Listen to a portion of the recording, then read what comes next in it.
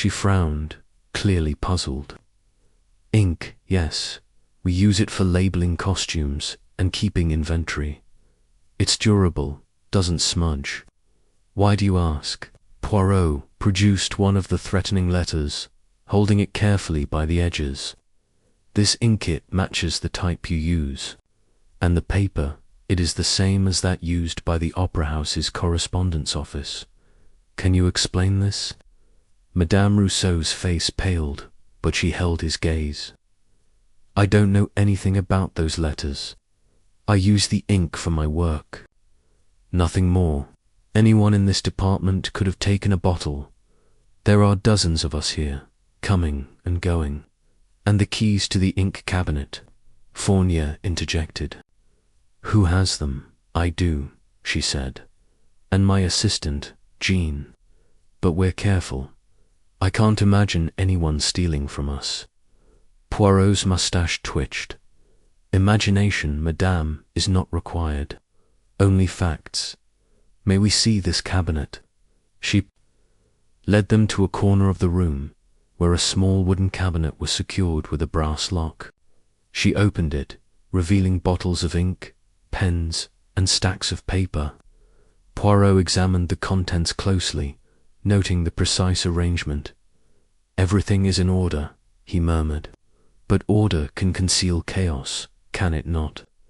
Back in the grand foyer, Poirot paced slowly, his cane tapping a steady rhythm on the marble floor. Fournier watched him, accustomed by now to the detective's eccentric methods. What are you thinking, Poirot? He asked. The ink, the paper, it points to someone inside the opera house. Oui, mon ami, Poirot said, pausing to adjust his hat. But it is more than that. The letters are personal. The writer knew Celeste, her role as Carmen, her betrayals, her fears. This is not the work of a stranger. It is someone close, someone who moved freely in her world. Fournier rubbed his chin. That narrows it down to the suspects we've already got. Lucien, Morel, Victor Beaumont, Madame Garnier, Pierre Dubois, maybe even Clara Monet. They all had access to the opera house. And they all had motives, Poirot added. But motives are like melodies. One must be played in context. The letters are a clue, but they are also a performance. The killer wishes us to see them, to follow their script. We must look beyond the words to the hand that wrote them. Fournier sighed. You make it sound like a game, Poirot. Not a game, Poirot corrected, his eyes gleaming. A puzzle, and Hercule Poirot never leaves a puzzle unsolved. The next stop was a small stationery shop on the Rue de Rivoli, one of the few in Paris that carried the rare indigo ink. The shop was a quaint affair, its shelves lined with papers of every shade and texture, its air heavy with the scent of wax seals and leather-bound journals. The owner, a bespectacled man named Monsieur Dupont, greeted them with a polite nod. Monsieur Poirot, Inspector Fournier, he said, recognizing them from Fournier's earlier inquiries. You're here about the ink, I presume. Indeed, Poirot said, producing a bottle from the costume department for comparison. This ink you sell it? Yes. Dupont nodded, taking the bottle and examining it. Yes, it's our German import. Very popular with artists and those who value precision in their writing. We've sold perhaps a dozen bottles in the past year. And to whom? Fournier asked, his notebook at the ready. Dupont hesitated, then retrieved a ledger from behind the counter. I don't usually share client information, but for a murder investigation. Let me see. He flipped through the pages, his finger tracing the entries. The Palais Garnier purchased several bottles over the past 6 months. So did a few individuals, a composer named Victor Beaumont, a woman named Elise Garnier, and, yes, a man named Pierre Dubois. Poirot's eyes narrowed. All our suspects, conveniently listed, and no others. Not for this ink, Dupont said. It's not a common purchase. Most people prefer cheaper alternatives. Fournier jotted down the names, though they were already burned into his memory. This doesn't help much, he muttered. They all had access. Access, yes, Poirot said, but intent, that is the question. Merci, Monsieur Dupont. You have been most helpful. Back at the prefecture, Poirot spread the letters out once more, comparing them to samples of handwriting from the suspects.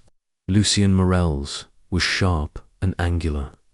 Victor Beaumont's was sprawling and chaotic. Madame Garnier's was refined but restrained. Pierre Dubois was barely legible. And Clara Monet's was small and precise. None matched the letters perfectly, but Poirot noted subtle similarities in the flourishes of Garnier's script and the pressure of the pen in Lucien's.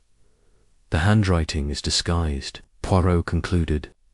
The killer is clever, altering their natural style, but the ink, the paper, the rose thieves are deliberate choices.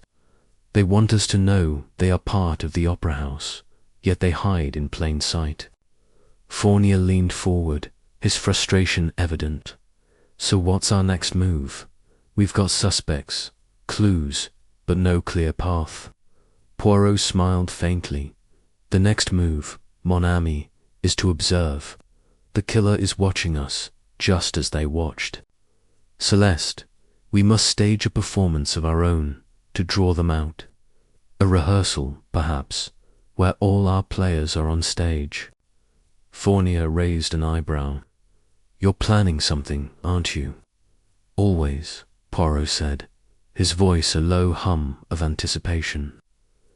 The truth, like a fine aria, requires the perfect moment to be revealed. The day ended with Poirot standing alone in the grand auditorium of the Palais Garnier, the empty seats stretching out before him like a silent audience. The stage was dark, but he could still hear the echo of Celeste's final performance, her voice soaring through the hall. He closed his eyes, letting the clues swirl in his mind, the letters, the ink, the rose, the pin, the diary. Each piece was a note in a complex symphony, and he was determined to conduct it to its conclusion. The killer was close, he knew. Someone who moved through the opera house's gilded halls with ease, who knew Celeste's secrets and wielded them like a weapon. The threatening letters were not just warnings, they were a prelude to murder, a declaration of intent. And Hercule Poirot would not rest until the final note was played. Chapter 1. The Final Curtain. The Palais Garnier glowed like a jewel against the velvet night of Paris.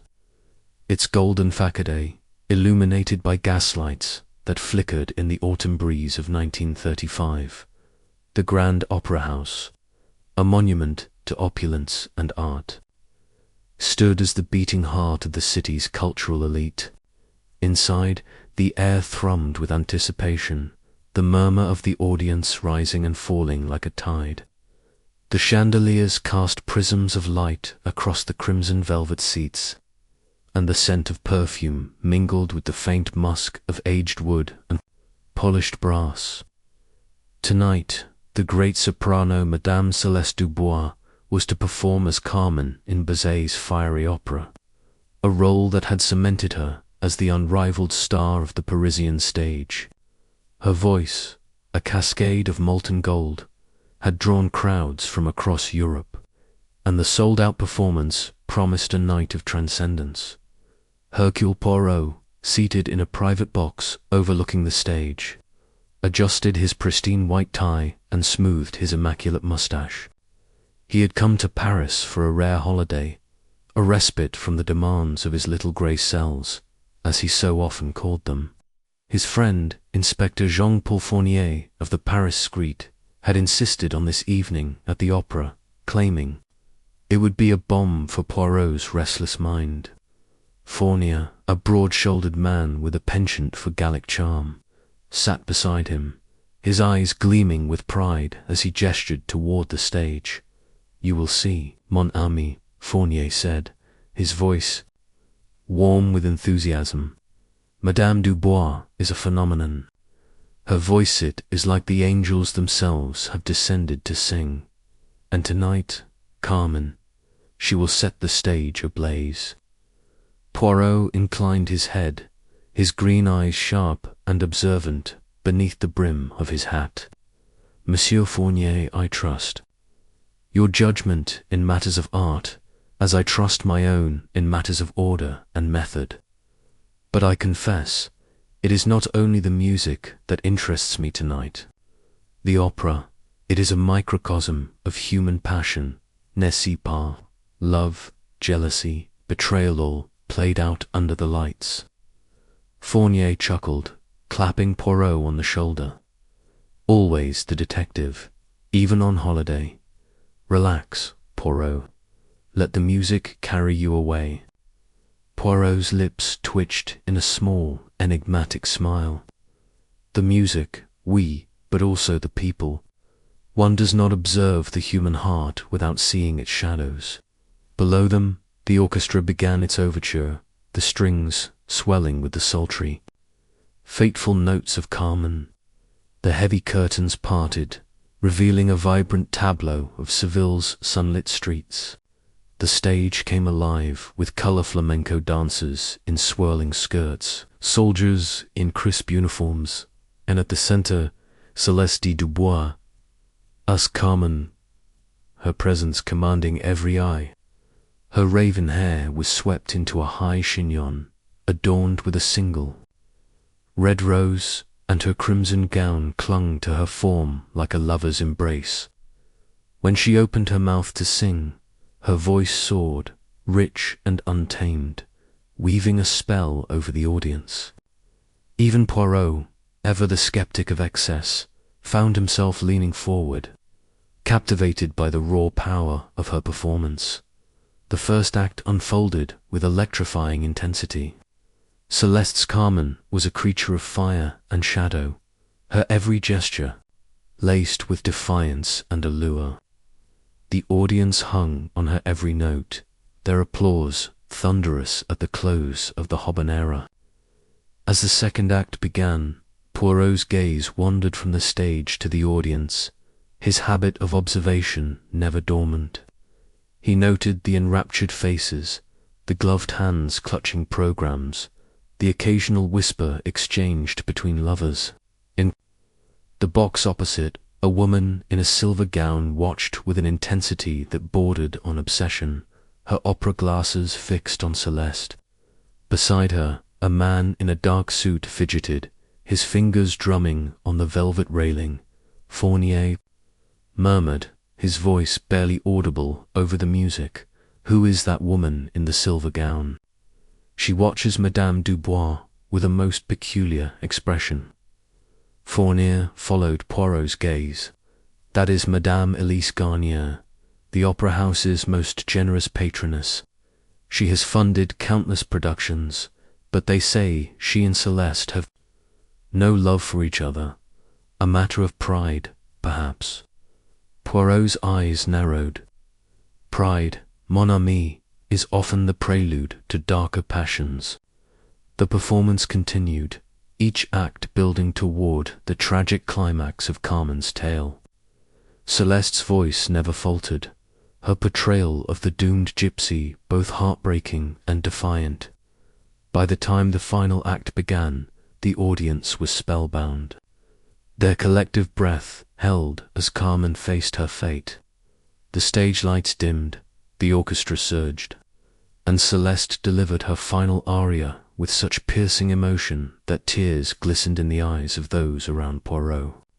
As Don Jose, played by the dashing tenor Lucien Morel, plunged the stage dagger into Carmen's heart, the audience erupted in a standing ovation, their cheers echoing through the gilded hall. Celeste rose from the stage floor, her smile radiant. As she took her bow, the crowd demanded an encore. their applause relentless. She gestured to the orchestra, signaling for a reprise of the habanera. But as she turned to return to center stage, her step faltered. A gasp escaped her lips, barely audible over the roar of the crowd. She clutched her throat, her eyes wide with sudden terror, and then, as if in slow motion, she collapsed, her crimson gown pooling around her like blood. The audience's cheers turned to murmurs of confusion. The orchestra faltered, the conductors, baton freezing mid-air. Lucien Morel rushed to Celeste's side, his face pale with shock. "Celeste," he cried, shaking her gently, but she did not move.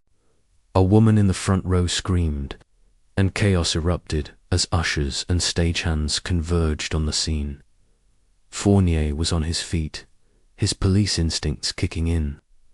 "Mon Dieu," he muttered, already moving toward the aisle. "Poirot, come with me." Poirot followed, his small, precise steps belying the urgency of the moment. They pushed through the crowd, descending the grand staircase to the backstage entrance. The opulent corridors of the Palais Garnier, lined with mirrors and gold leaf, were now a flurry of activity. Stagehands shouted, performers wept, and the air was thick with panic. Fournier flashed his badge, clearing a path to Celeste's dressing room, where the soprano had been carried after her collapse. The room was a sanctuary of elegance, its walls adorned with silk wallpaper and framed posters of Celeste's past triumphs. A vanity table stood against one wall, cluttered with makeup, jewelry, and a single red rose in a crystal vase. A champagne flute, half empty, glinted under the soft light of a chandelier. Celeste lay on a velvet divan, her face pale and her eyes closed, as if in sleep. But the stillness of her form told a different story. A young woman in a maid's uniform knelt beside her, sobbing. "Madame Dubois, please," she cried, clutching Celeste's hand. She was fine, she was perfect. Fournier knelt beside the body, checking for a pulse. His face darkened. "She's gone," he said quietly. He turned to the maid. "You are Clara Monet," the girl stammered, her eyes red with tears. "I'm her maid. I found her like this, just after she was brought here." She collapsed, on stage, and then, "Oh, monsieur, what happened?" Poirot stepped forward, his demeanor calm but his eyes sharp as he surveyed the scene. "Mademoiselle Monet, you will please tell me exactly what occurred.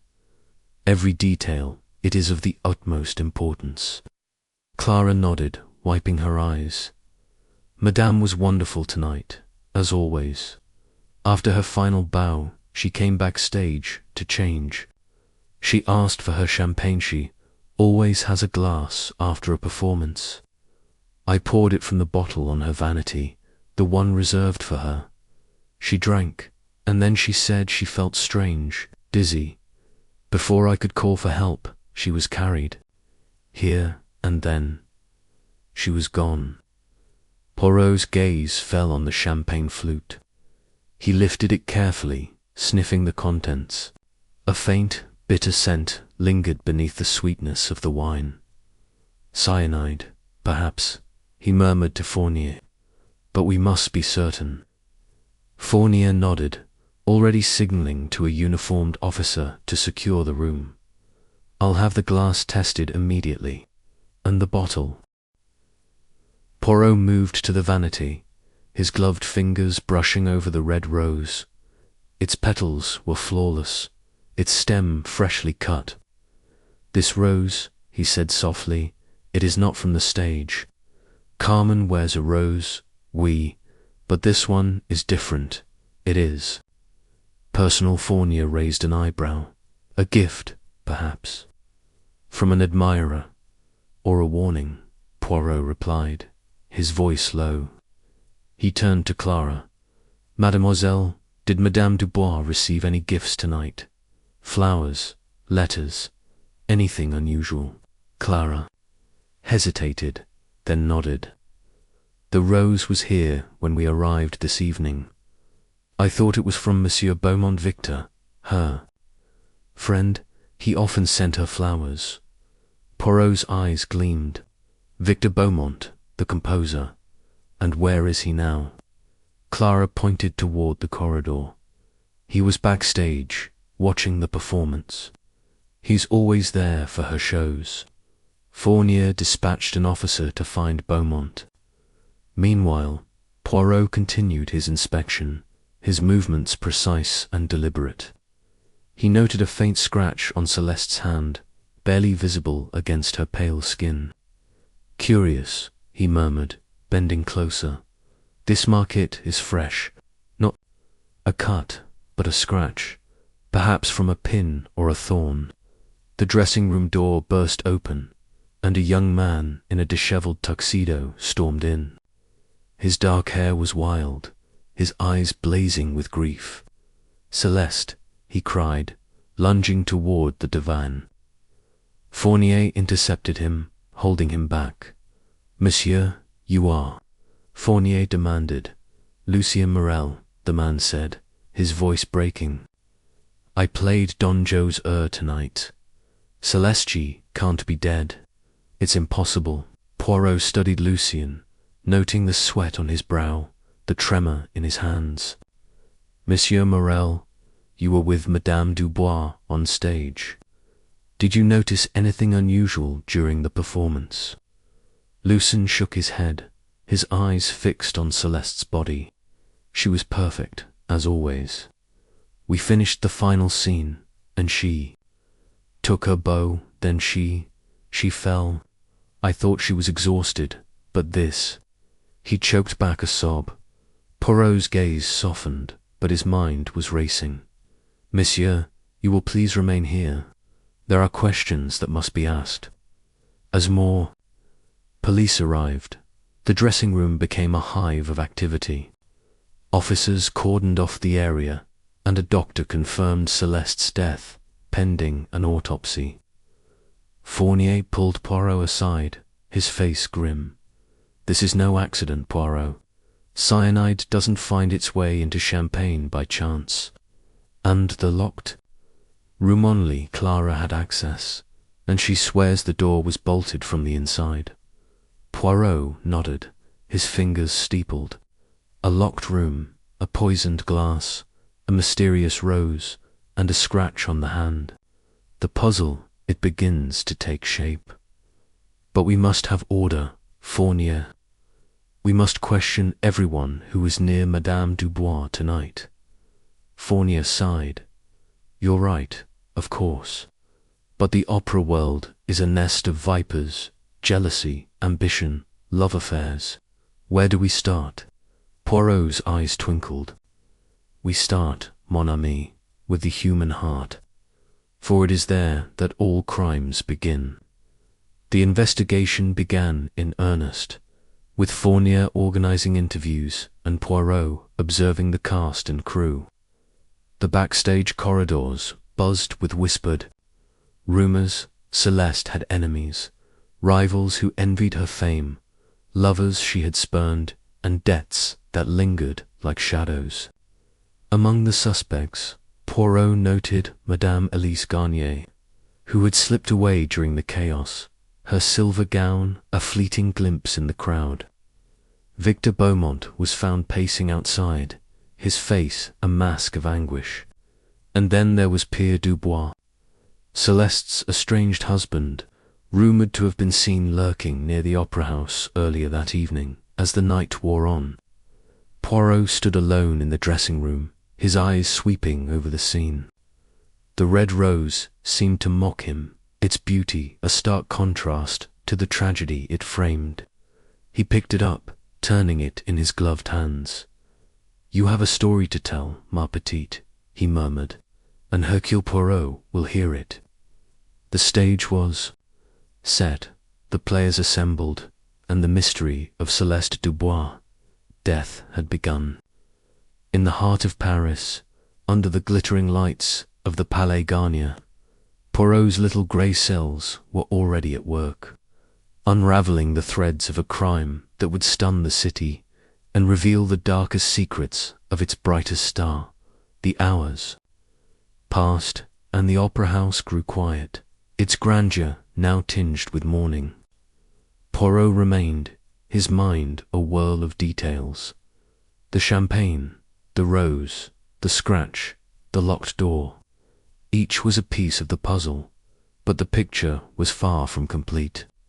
He knew the truth lay in the interplay of human passions, love, envy, betrayal, and as he stood in the shadowed dressing room, the weight of the case settled upon him. This was no ordinary murder. This was a performance, staged with precision and malice, and Poirot was determined to uncover its director. He turned to Fournier, who had returned with a preliminary report from the police chemist. "The champagne," Fournier said. "It's confirmed. Cyanide, a lethal dose. But the bottle itself was clean. The poison was added to the glass." Poirot nodded, his expression unreadable.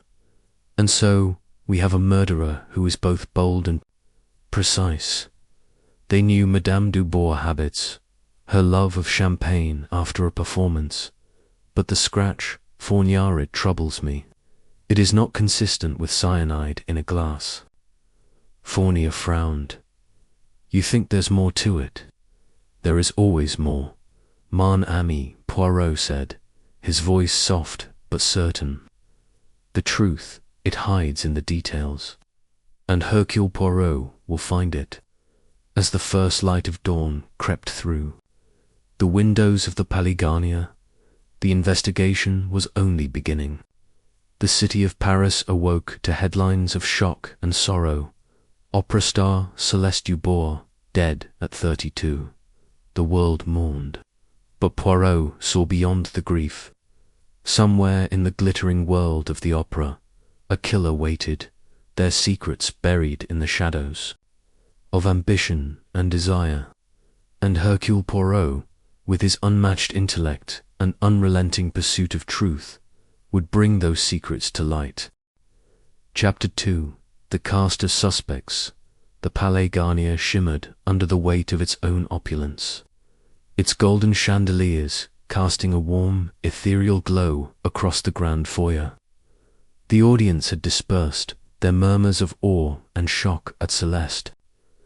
Dubois' sudden death still lingering in the air like a haunting melody. Hercule Poirot, his impeccable moustache twitching slightly as he absorbed the scene, stood beside Inspector Fournier, who was already barking orders to the gendarmes securing the backstage area. The tragedy of Celeste's collapse had transformed the opera house from a temple of art into a labyrinth of suspicion, and Poirot's sharp eyes missed nothing, not the nervous glances of the stagehands, nor the hurried whispers of the performers, nor the faint scent of champagne still wafting from the direction of Celeste's dressing room. Fournier, a wiry man with a face like a weathered map, adjusted his hat and turned to Poirot. "Monsieur Poirot, you've seen the body. A terrible thing, Nan. Cyanide, they say, quick, brutal. But the door was locked from the inside. How does one poison a star in her own sanctuary?" His voice carried the frustration of a man accustomed to straightforward crimes, not the theatrics of a locked-room mystery. Poirot's eyes gleamed with quiet intensity. "The how, mon ami, is but the surface. The why is where the truth hides. We must meet those who shared Mademoiselle Dubois' world, the envious, the passionate, the betrayed. Only then will the little grey cells begin their work." Fournier nodded, leading Poirot through a maze of velvet curtains and polished wood to a private salon, where the key figures in Celeste's orbit had been gathered. The room, adorned with gilded mirrors and crimson drapes, felt like a stage in itself, each occupant playing a role in the drama of Celeste's life. Poirot stood at the threshold, his small, fastidious figure almost comical beside Fournier's lanky frame, yet his presence commanded the space. He observed the 5 individuals before him, each a thread in the tapestry of suspicion. Lucien Morel, Victor Beaumont, Madame Elise Garnier, Pierre Dubois, and Clara Monet. Their faces, though masked by grief or shock, betrayed flickers of unease. That Poirot noted with precision. Lucien Morel, the ambitious, understudied Lucien Morel, leaned against a gilded chair, his posture casual but his eyes restless. He was young, perhaps 25, with the sharp, angular features of a man who knew his own beauty and wielded it like a weapon. His dark hair was slicked back, and his costume matador's jacket from the evening's performance of Carmen clung to his lithe frame, hinting at the grace that had made him Celeste's understudy. But there was a hunger in his gaze, a flicker of ambition that Poirot recognized instantly. Monsieur Morel, Poirot began, his voice smooth as velvet.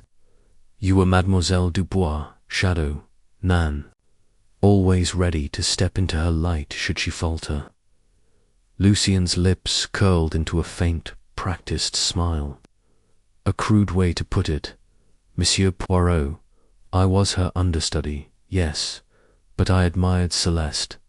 Her voice, her presence was unmatched. I learned from her, nothing more. Yet Poirot said, tilting his head, to learn is also to covet, is it not?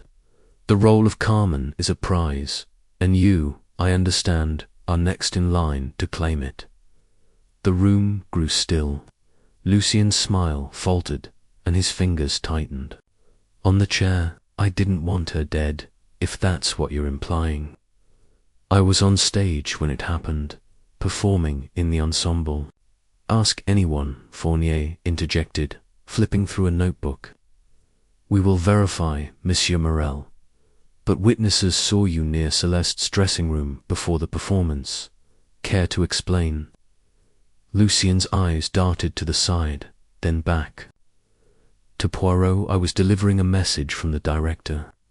Nothing unusual. Celeste was distracted, that's all.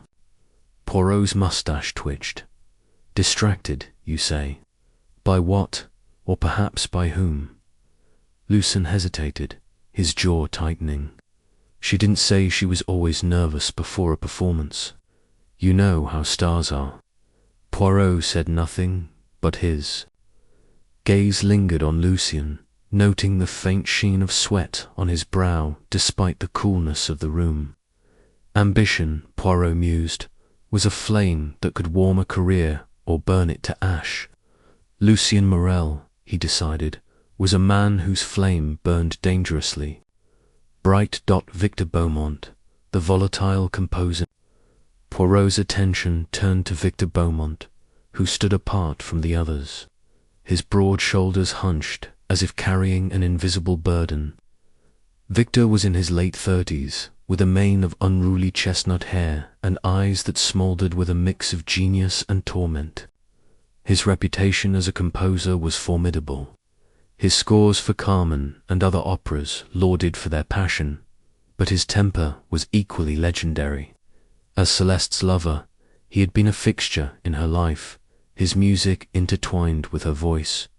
Monsieur Beaumont, Poirot said, approaching with the delicacy of a fencer. You and Mademoiselle Dubois shared a bond most profound, yet love, it can be a storm as much as a symphony. Victor's eyes flashed, and he crossed his arms. What are you getting at? I loved Celeste. She was my muse, my everything. I'd never harm her. And yet, Poirot continued, undeterred, passion can lead to jealousy, Nan. There are whispers of arguments, of disharmony between you. Victor's face darkened, and he stepped forward, towering over Poirot. Whispers. From whom? That snake Lucien, or her wretched husband? Celeste and I had our fights, yes, but that's because I cared. She was seeing someone else, or so people said. I didn't believe it, but it drove me mad. Fournier raised an eyebrow, jotting a note, seeing someone else, who Victor shook his head, his voice dropping to a growl. I don't know. She wouldn't tell me, but I'd have killed whoever it was before I touched her. Poirot's eyes narrowed, catching the raw edge in Victor's voice. The man's hands, he noted, were clenched into fists, the knuckles white.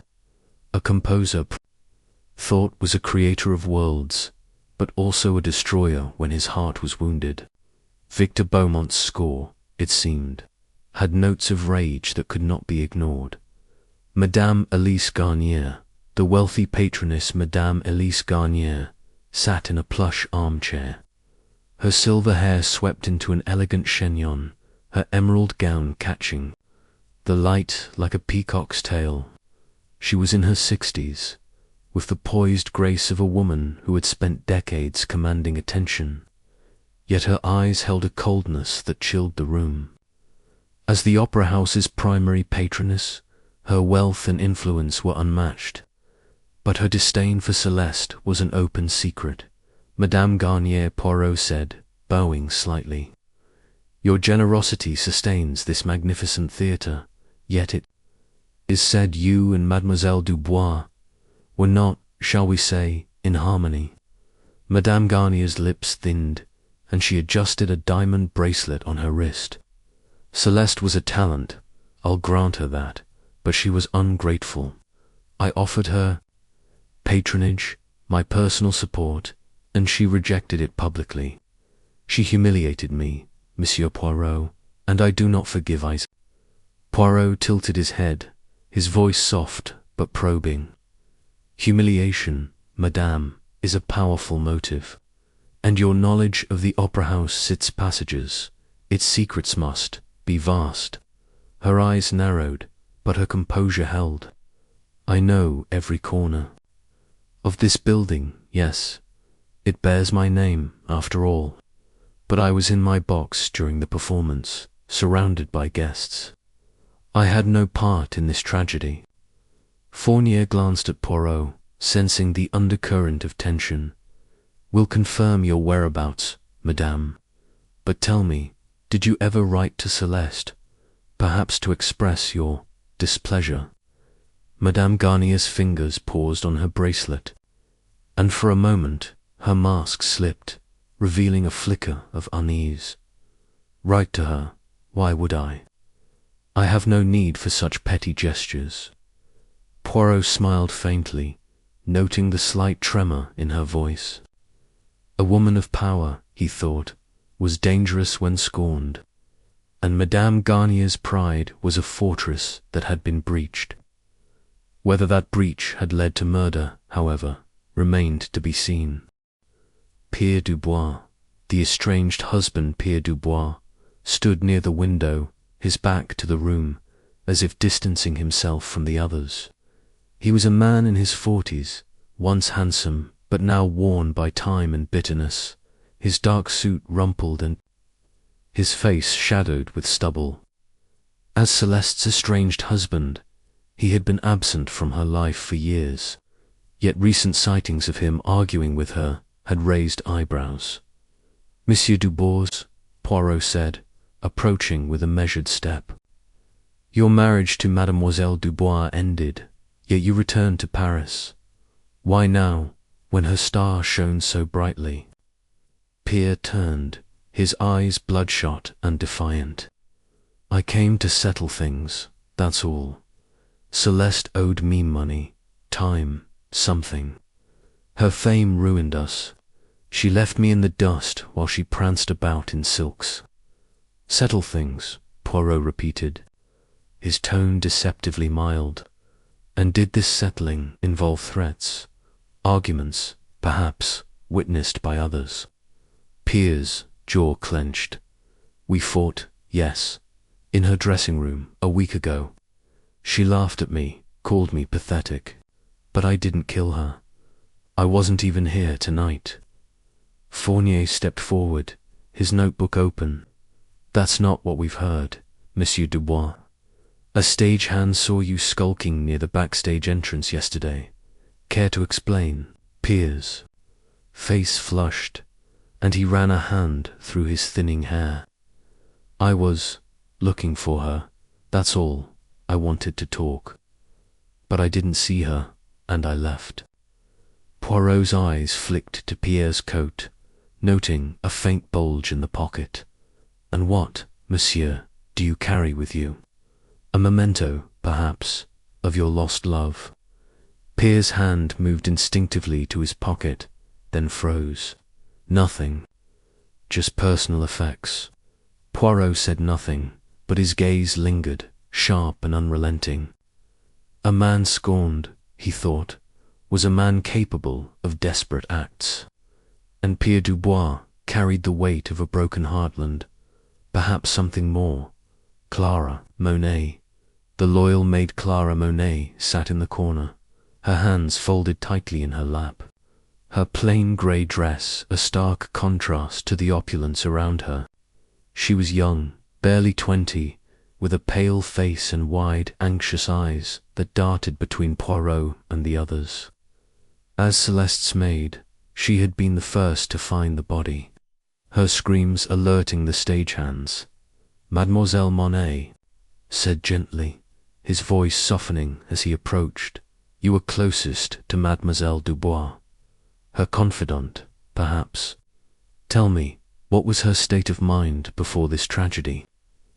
Clara's hands trembled, and she swallowed hard. She was nervous, monsieur. More than usual. She kept saying someone was watching her, following her. She called it a shadow. A shadow, Poirot repeated, his eyes narrowing. And did she name this shadow? A person, perhaps, who wished her harm. Clara shook her head, her voice barely above a whisper. No, she wouldn't say, but she was afraid. She locked her dressing room every night, checked the windows. And those letters, Fournier's head snapped up. Letters? What letters? Clara's eyes widened, realizing her slip.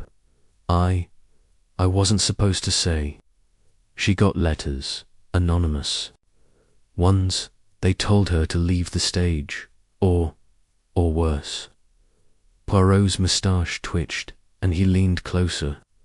And where are these letters now, mademoiselle? Did you see them?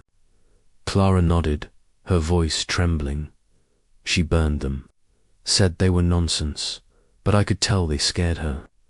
Poirot exchanged a glance with Fournier, who made a note. The maid, he thought, was a puzzle loyal, yet perhaps too loyal, her fear masking something deeper. Had she seen more than she admitted? Or was she, too, a victim of the shadow that haunted Celeste? The web of motives as the interviews concluded. Poirot stepped back, his mind already weaving the threads of suspicion. Lucien Morel, with his burning ambition, stood to gain the most from Celeste's death. Victor Beaumont's passion had curdled into jealousy, his temper a spark that could ignite violence. Madame Garnier's wounded pride and intimate knowledge of the opera house made her a formidable adversary. Pierre Dubois, broken by betrayal, carried the scars of a man who might seek revenge. And Clara Monet, the quiet maid, held secrets in her trembling hands, her loyalty to Celeste perhaps masking complicity. Fournier approached, his face grim. What do you make of it, Poirot? A nest of vipers, every one of them. And those letters someone wanted Celeste gone before tonight. Oui. Mon ami, Poirot said, his eyes distant. But the letters are but one note in this symphony. The locked room, the champagne, the rose, these are the chords we must unravel. Someone in this room played the final note in Celeste's song, and Hercule Poirot will find them. The salon grew quiet, the suspects exchanging uneasy glances. Outside, the Palais Garnier stood silent, its grandeur now a backdrop to murder. Poirot's little grey cells were stirring, and the investigation had only just begun. Chapter 3. The little grey cells stir. The Palais Garnier, even in the aftermath of tragedy, retained its opulent grandeur. The golden chandeliers cast a warm glow over the crimson velvet seats, now empty save for a few ushers sweeping up stray programs from the evening's performance. The air still carried the faint scent of perfume and anticipation, but backstage, a different atmosphere prevailed, tense, sombre, and heavy with suspicion. Hercule Poirot, his impeccable black suit and polished shoes contrasting sharply with the disarray of the scene, stood at the threshold of Celeste Dubois' dressing-room. Beside him, Inspector Fournier, a wiry man with a perpetually furrowed brow, muttered under his breath about the complexities of murder in such a prestigious venue. Mon ami, Poirot said, his voice calm yet commanding, we must proceed with order and method. A crime such as this, in a locked room no less, is not a random act. It is a puzzle, and the pieces are here, waiting for us to assemble them. Fournier nodded, though his expression suggested he found Poirot's composure irritatingly serene. The door was locked from the inside, Poirot. The key was still in the lock when we broke in. No windows, no other exits. Just Celeste, the glass of champagne, and that damned rose. Poirot's moustache twitched slightly, a sign of his mind already at work. We, the rose. A curious detail, is it not? But let us begin with the facts. The body, the room, the clues each will tell its story. The dressing-room was a small but luxurious space, befitting a star of Celeste's caliber. A gilded vanity table stood against one wall, cluttered with powders, rouges, and a mirror framed in ornate silver. The air was thick with the scent of Celeste's signature jasmine perfume, now mingled with the acrid undertone of death. Celeste lay slumped in her chair, her crimson carmine costume pooling around her like spilled wine. Her eyes, once vibrant with the fire of performance, stared blankly ahead, and her lips, still painted a vivid scarlet, were parted as if in mid-breath. The glass of champagne, half full and faintly fizzing, sat on the vanity beside her. Next to it, a single red rose, its petals pristine, seemed almost mocking in its perfection. Poirot stepped forward, his eyes scanning the room with the precision of a watchmaker. He noted the position of the body, the angle of the chair, the faint smudge of powder on the vanity's edge. His gaze lingered on Celeste's hand, resting limply on her lap. A small, almost imperceptible scratch marked the back of her hand, the skin around it slightly reddened. He leaned closer, careful not to disturb the scene, and murmured, interesting. Fournier, pacing near the door, glanced over. What's that? Found something already? Perhaps, Poirot replied, straightening. A scratch, Inspector. Small, but significant. We shall return to it. For now, let us consider the champagne. Fournier gestured to the glass. The police surgeon's preliminary report suggests cyanide. Fast-acting, deadly. She must have drunk it just before collapsing. But who could have poisoned it? The door was locked, and Clara, the maid, swears no one entered after Celeste returned from the stage. Poirot's eyes gleamed. Clara, the maid, we must speak with her. But first, the champagne. Tell me, Inspector, was the bottle found? Fournier shook his head. No bottle, just the glass. We're searching the backstage area, but so far, nothing. It's as if the poisoner spirited it away. Or, Poirot said, raising a finger, the bottle was never here. A single glass, filled elsewhere, brought to Mademoiselle Dubois. A deliberate act, planned with care. But why the rose? Why leave such a symbol? Fournier shrugged. A signature, perhaps. Some madman's flourish. Poirot's lips curved into a faint smile. Madness, Inspector, is rarely so precise. No, this rose speaks of intent, of meaning. We shall discover its language. He turned his attention back to the room, moving methodically.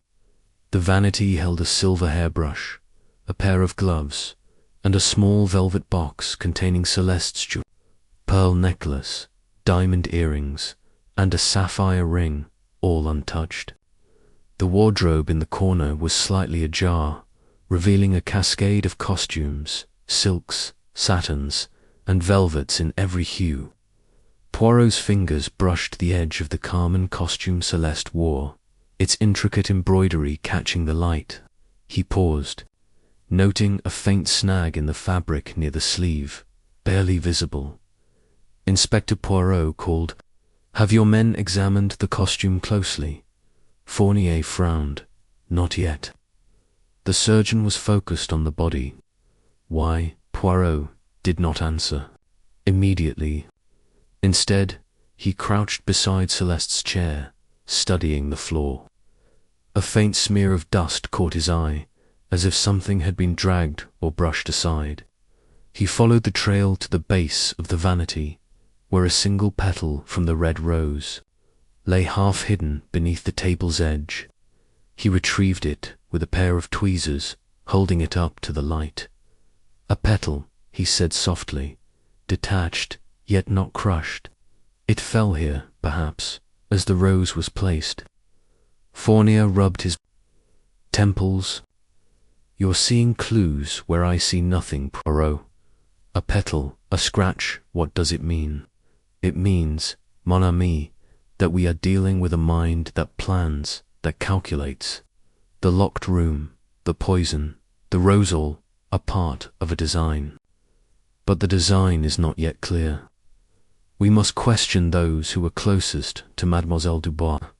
Fournier nodded, leading the way out of the dressing room. The backstage corridors of the Palais Garnier were a labyrinth of narrow passages, lined with ropes, pulleys, and discarded props. Stagehands and chorus members whispered in hushed tones, their eyes darting toward Poirot and Fournier as they passed. The weight of Celeste's death hung over the opera house like a storm cloud. They found Clara Monet in a small anteroom, seated on a wooden chair with her hands clasped tightly in her lap. She was a young woman, no more than 20, with pale skin and dark hair pulled into a severe bun. Her eyes were red from crying, and her fingers trembled as she clutched a handkerchief. "Mademoiselle Monet," Poirot began, his tone gentle but firm. "I am Hercule Poirot, and this is Inspector Fournier.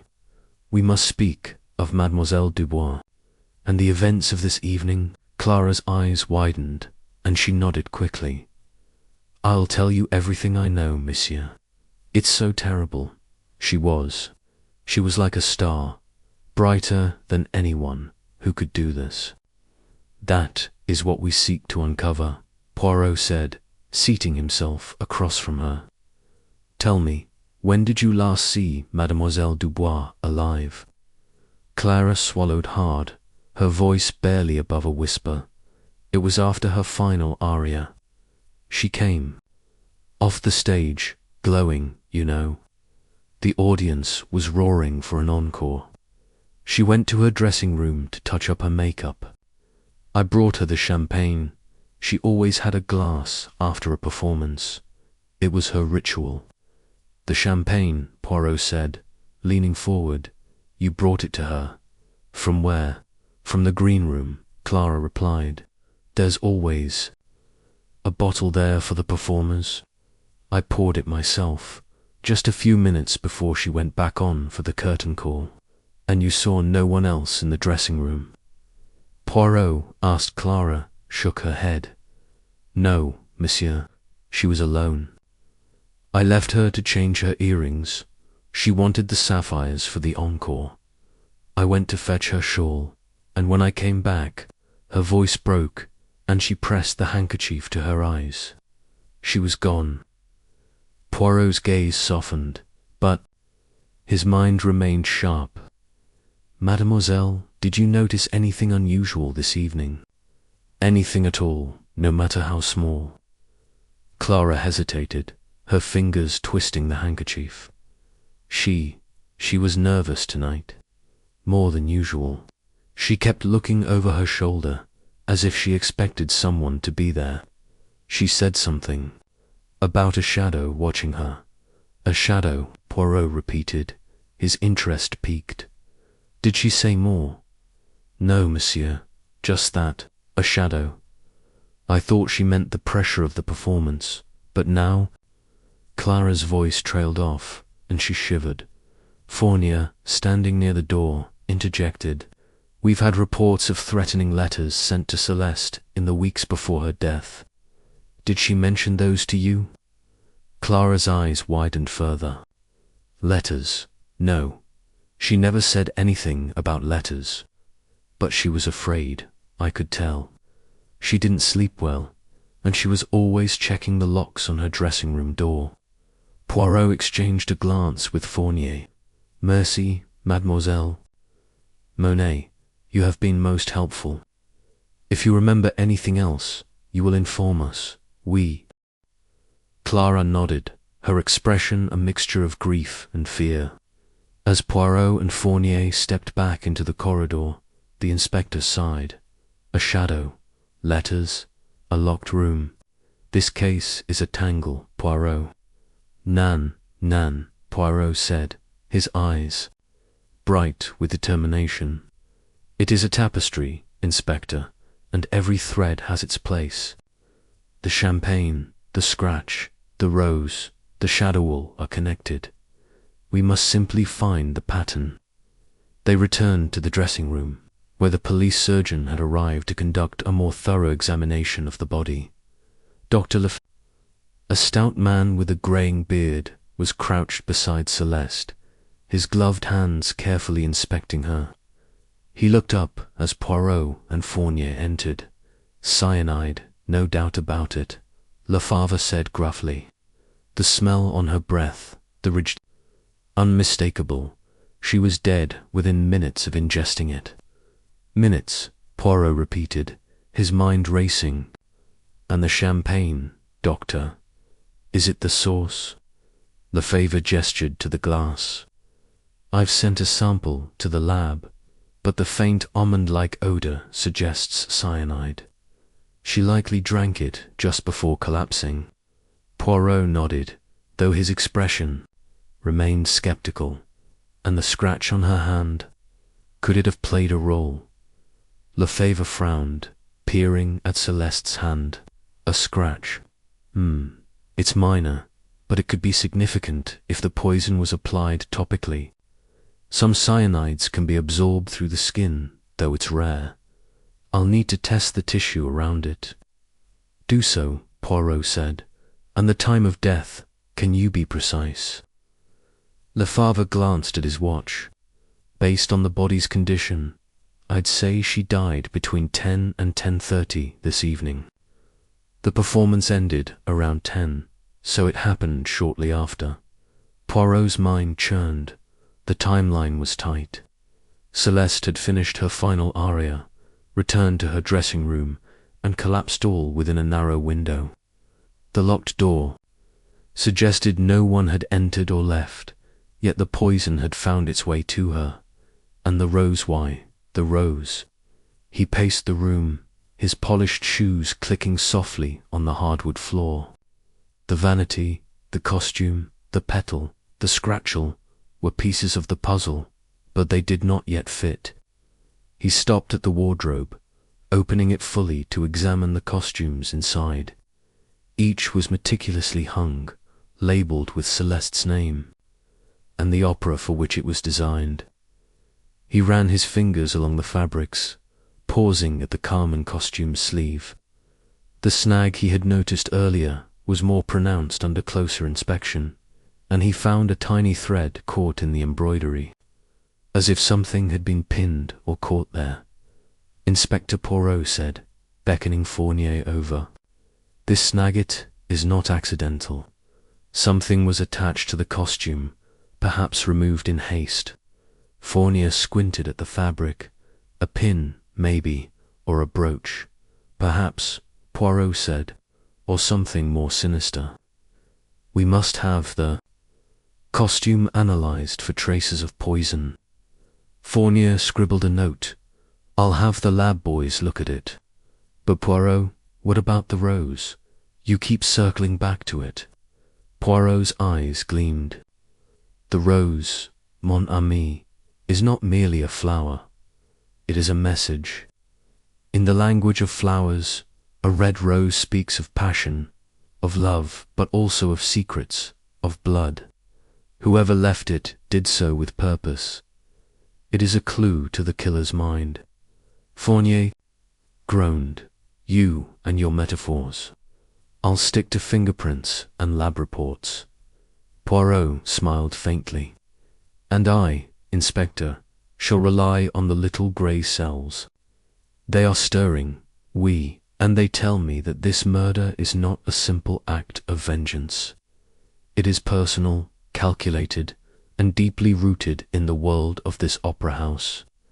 As they left the dressing room, Poirot's mind continued to work, piecing together the fragments of the evening, the locked room, the poisoned champagne, the scratch, the rose, the shadow all were threads in a tapestry of deception. He knew the truth lay hidden in the details, and he would not rest until he had unravelled it. The Palais Garnier, with its glittering facade and shadowed corridors, held its secrets tightly.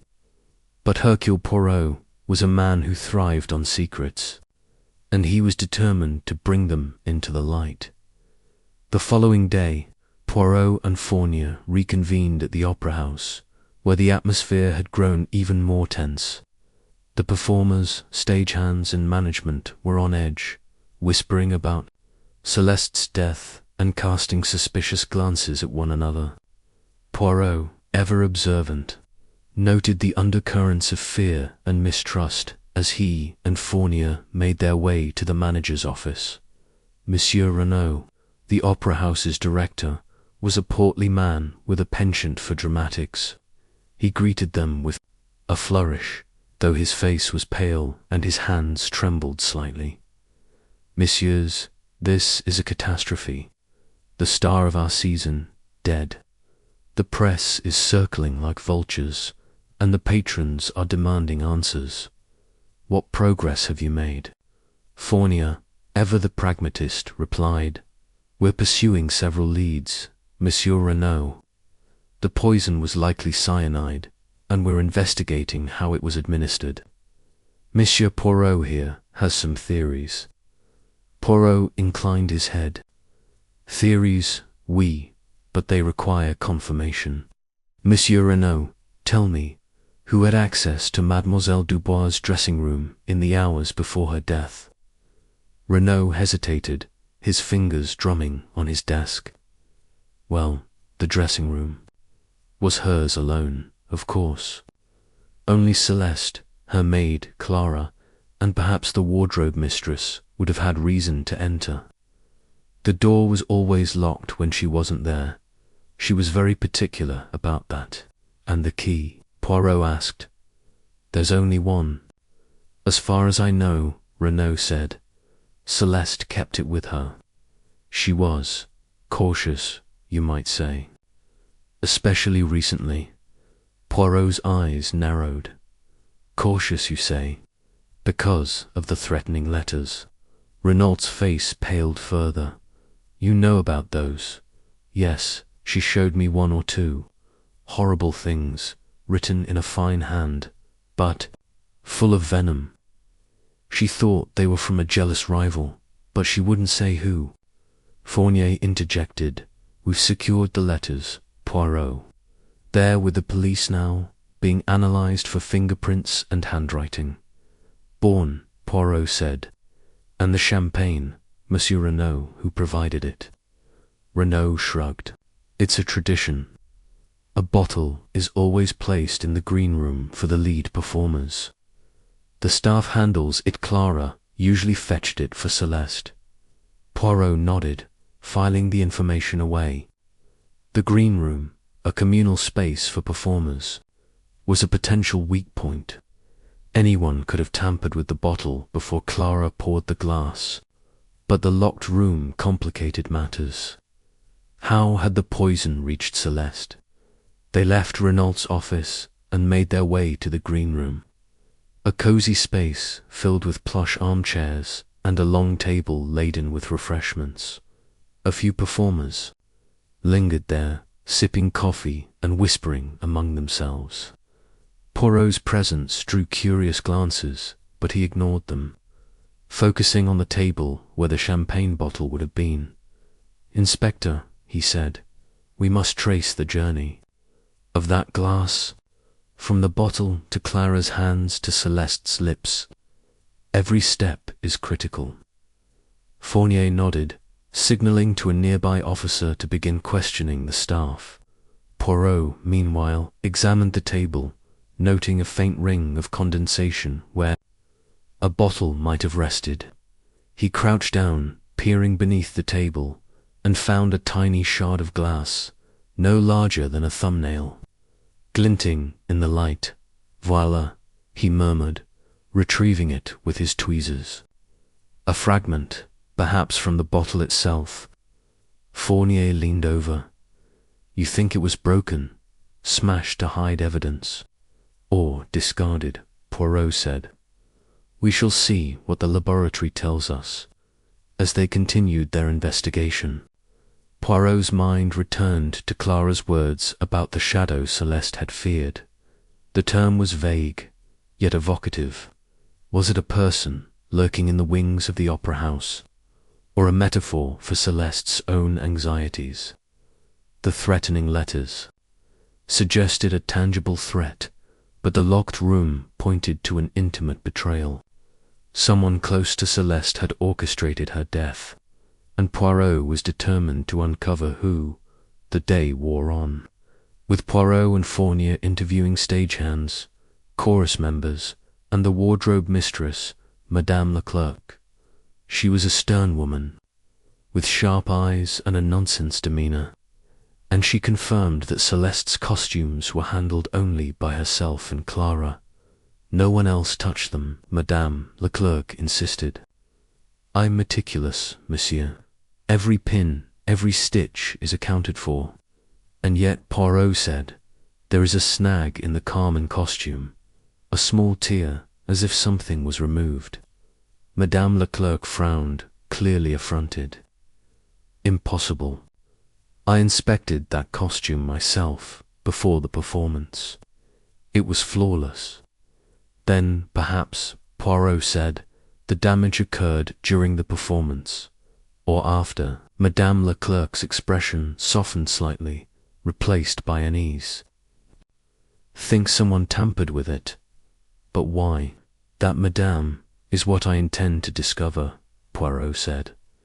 As evening fell, the Palais Garnier grew quiet, its grandeur softened by the dimming lights. Poirot stood alone on the stage, the vast auditorium, stretching before him like a sea of shadows. He closed his eyes, picturing Celeste's final moments, the roar of the crowd, the weight of her costume, the sting of a scratch, the sip of champagne. The pieces were there, but they did not yet form a whole. He opened his eyes, his resolve firm. "The little grey cells, they are awake," he said to himself, "and they will not rest until the truth is revealed."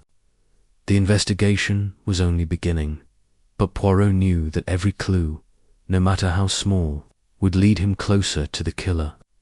The Palais Garnier, with its secrets and its splendor, was a stage of its own, and Hercule Poirot was determined to bring the curtain down on this deadly performance. Chapter 4. A melody of motives. The Parisian morning was crisp, the kind that made the cobblestones of the Latin Quarter gleam under a thin veil of mist. Hercule Poirot, impeccably dressed in a tailored overcoat and his signature polished shoes, stepped out of a taxi onto the bustling Rue de la Paix. The air carried the scent of fresh croissants from a nearby boulangerie, mingling with the faint tang of coal smoke from the chimneys above. He adjusted his hat, his moustache twitching as he surveyed the scene. Before him stood Café Le Rêve, a charming establishment with rotieran tables spilling onto the sidewalk, where patrons sipped espresso and debated the latest scandals of the opera world. It was here that Poirot had arranged to meet Lucien Morel, the ambitious understudy to the late Celeste Dubois, whose untimely death had shaken the Palais Garnier to its gilded core. Poirot entered the café, his eyes scanning the room with the precision of a conductor studying a score. The interior was a study in understated elegance, dark wooden paneling, mirrored walls reflecting the soft glow of chandeliers, and waiters gliding silently between tables. Lucien Morel sat in a corner, his lean frame slouched slightly over a cup of black coffee. He was young, perhaps in his late 20s, with sharp features and dark, restless eyes that darted toward the door as Poirot approached. His attire, slightly rumpled suit with a silk scarf loosely knotted at the neck, suggested a man trying to project sophistication but not quite achieving it. Poirot noted the faint tremor in Lucien's hand as he lifted his cup. A sign of nerves, or perhaps something more. Monsieur Morel, Poirot greeted, his voice smooth as velvet. It is a pleasure to meet you, though the circumstances, they are most unfortunate. Lucien looked up, his expression a mixture of wariness and forced charm. Monsieur Poirot, the great detective, I didn't expect to be on your list so soon. His tone was light, but there was an edge to it, like a violin string stretched just shy of breaking. Poirot smiled, settling into the chair opposite.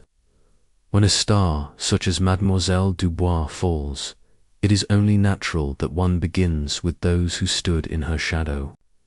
You were her understudy, n'est-ce pas? Lucien nodded, his fingers tightening around the coffee cup. I was, but I assure you, Monsieur Poirot, I had no hand in her death. Celeste was a force. Her voice, her presence, it was impossible not to admire her, even if... He trailed off, his gaze dropping to the table. Even if...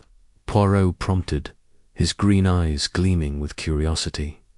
Lucien sighed, running a hand through his dark hair. Even if I envied her, who wouldn't?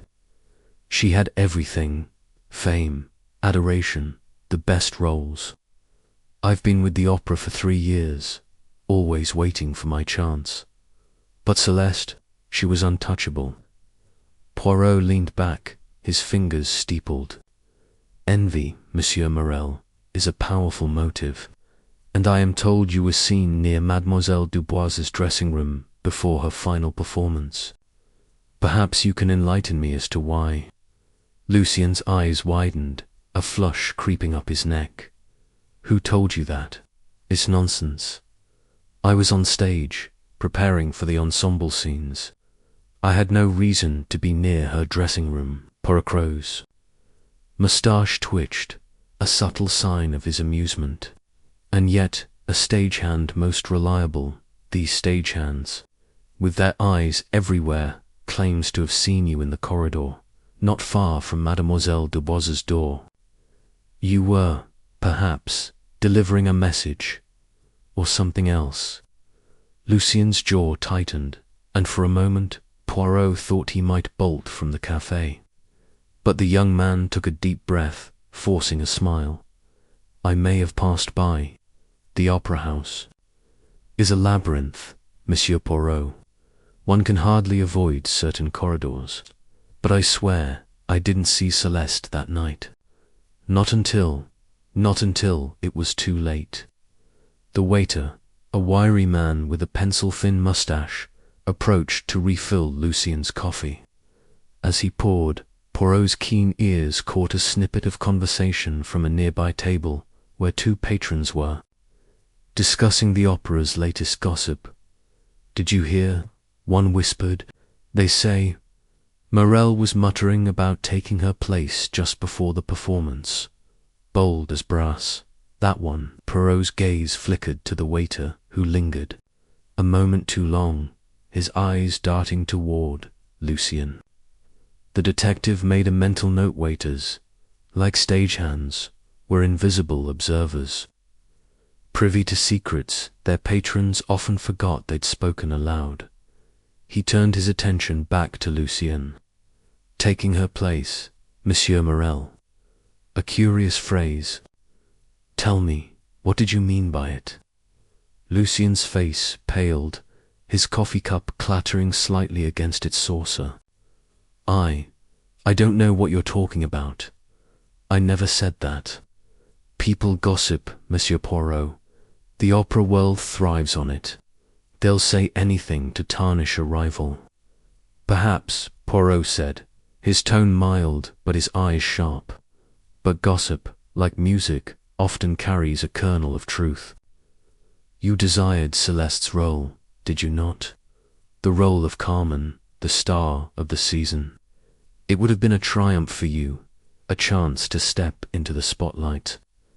Lucien leaned forward, his voice low and urgent. "Of course I wanted it. Every singer in that company did. But I didn't kill her for it. I'm not a monster. I worked hard, waited my turn. I thought my time would come without." He stopped, his hands clenching into fists. "Without what, Monsieur Morel?" Poirot's voice was soft, almost coaxing, like a conductor drawing out a delicate note. "Without her dying," Lucien finished, his voice barely above a whisper. "I admired her, Monsieur Poirot. I envied her, yes, but I didn't hate her. I didn't want her dead."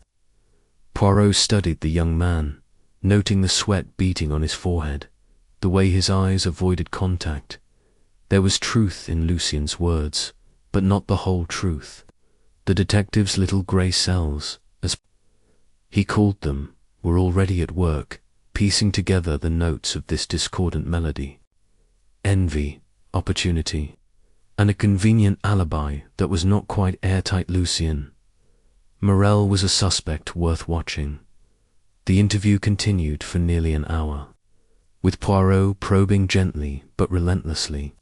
Lucien described his movements on the night of the murder. He had been in the chorus, performing in the background during Celeste's triumphant arias.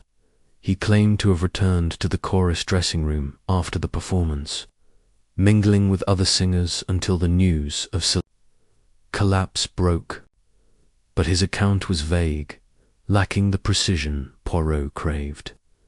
When pressed about the threatening letters Celeste had received, Lucien feigned ignorance, though his fingers twitched nervously at the mentioned dot.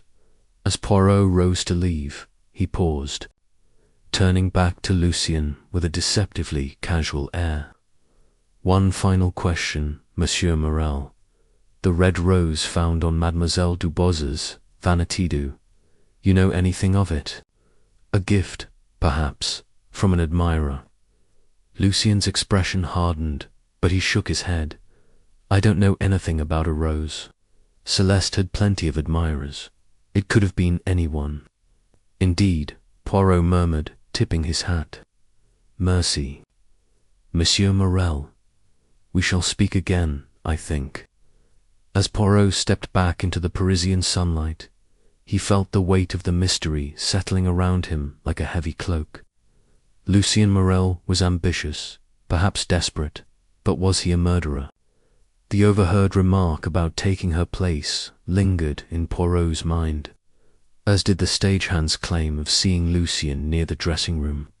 And then there was the rose's single, deliberate clue that seemed to taunt the detective. With its elegance, Poirot hailed another taxi, directing the driver to the Palais Garnier. He needed to speak with Inspector Fournier again, to confirm the stagehand's testimony and perhaps uncover more about the opera house's inner workings. The taxi wove through the crowded streets, passing flower vendors and newsboys hawking papers with headlines about Celeste's death. The city was alive with speculation, and Poirot knew that somewhere in this symphony of motives the truth lay hidden, waiting for his little grey cells to bring it to light. Back at the opera house, the atmosphere was one of subdued chaos. Singers and stagehands moved through the corridors, their faces drawn with grief or suspicion. Poirot found Fournier in the manager's office, poring over a stack of paper Celeste's contracts, letters, and schedules. The inspector looked up, his broad face weary but welcoming. "Poirot, you've been busy," Fournier said, pushing the papers aside. "What did you get from Morel?" "A performance," Poirot replied, settling into a chair. He admits to envy but denies murder. Yet his alibi, it is like a poorly rehearsed aria full of passion but lacking precision. "And you, mon ami, what have you found?" Fournier gestured to the papers. Celeste was a star, but she made enemies. These letters, the threatening ones, were sent to her private address, not the opera house. Someone knew where she lived. And the stage manager confirms Morel was in the corridor near her dressing room before the show, though he swears it was just to check a prop. Poirot's eyes gleamed. "A prop, you say? Most interesting. And what of the rose? Have you traced its origin?" Fournier shook his head. "Not yet. The florists near the opera house sell hundreds of roses daily. It could have come from anywhere.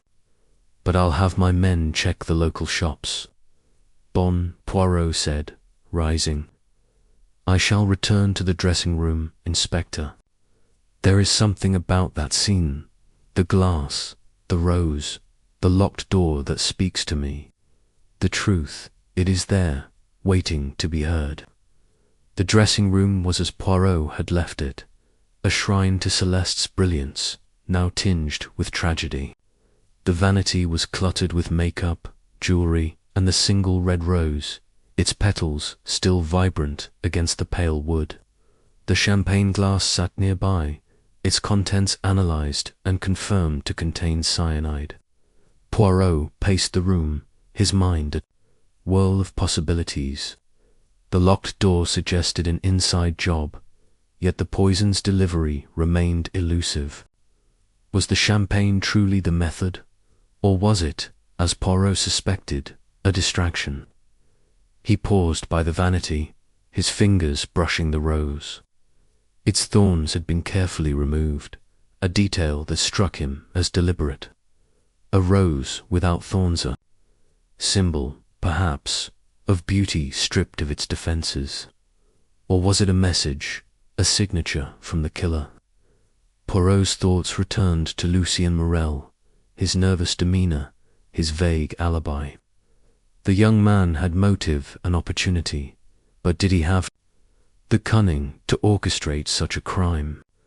As the afternoon wore on, Poirot interviewed other members of the opera company, piecing together a picture of Celeste's final hours. The stage manager, a gruff man named Henry, confirmed Lucien's presence in the corridor, but could not say what he was doing. A chorus girl mentioned seeing Lucien arguing with Celeste a week earlier, though she couldn't hear the details. Each conversation added a note to the melody of motives, but the harmony remained elusive. By evening, Poirot returned to his hotel, his mind buzzing with questions. He sat at his desk, a glass of tisane in hand, and began to jot down his thoughts. Lucien Morel was a key player, but he was not the only one. Victor Beaumont, Celeste's volatile lover, awaited an interview tomorrow, as did Madame Garnier, the patroness with a grudge. And then there was Pierre Dubois, the estranged husband, and Clara Monet, the loyal maid who had discovered the body. Each had a role in this tragedy, but only one had struck the fatal note. Poirot leaned back, his eyes narrowing. The red rose. The locked room, the cyanide-itch clue was a thread in a tapestry, and he would unravel it, thread by thread, until the truth was revealed. For now, he would sleep, letting his little grey cells work in the quiet of the night. Tomorrow, the investigation would continue, and the melody of motives would grow ever clearer. The next morning, Poirot returned to Café Le Rêve, hoping to catch Lucien off guard. The café was quieter today, the morning rush replaced by a handful of patrons reading newspapers or sketching in notebooks. Lucien was there, sitting at the same table, though his demeanour was different, less guarded, more resigned. Poirot approached, noting the dark circles under the young man's eyes. "Monsieur Morel," Poirot said, taking a seat without invitation, "you look as though you have not slept. The weight of suspicion, it is heavy, Nan." Lucien gave a bitter laugh. "You don't let up, do you? I told you everything yesterday. I didn't kill her." "Perhaps," Poirot said, his tone mild. "But there is something you are not telling me. The truth, Monsieur Morel, it is like a song one must sing all the notes, not just the ones that please the ear. What did you argue with Mademoiselle Dubois about last week?" Lucien froze, his coffee cup halfway to his lips. "How did you—" "It was nothing. A disagreement about rehearsal times. She wanted to cut my solo to make room for her aria. It was petty, not worth killing over." Poirot's moustache twitched. "Petty, perhaps, but revealing. You felt overshadowed, diminished. And then, to be seen near her dressing room, muttering about taking her place, it paints a picture, does it not?" Lucien slammed his cup down, drawing glances from nearby patrons. "I didn't mean it like that. I was angry, yes, but I didn't want her dead. I just wanted a chance to shine. Is that so wrong?" "Not wrong," Poirot said softly, "but dangerous when ambition meets opportunity.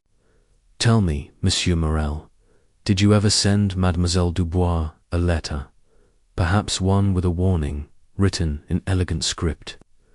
Lucien's eyes widened, his voice dropping to a whisper. "No, never. I swear it." Poirot studied him for a long moment, then rose, tipping his hat. "We shall see, Monsieur Morel. The truth, it always finds its way to the stage." As Poirot left the café, he felt a spark of certainty. Lucien Morel was hiding something, but whether it was murder or merely guilt, he could not yet say.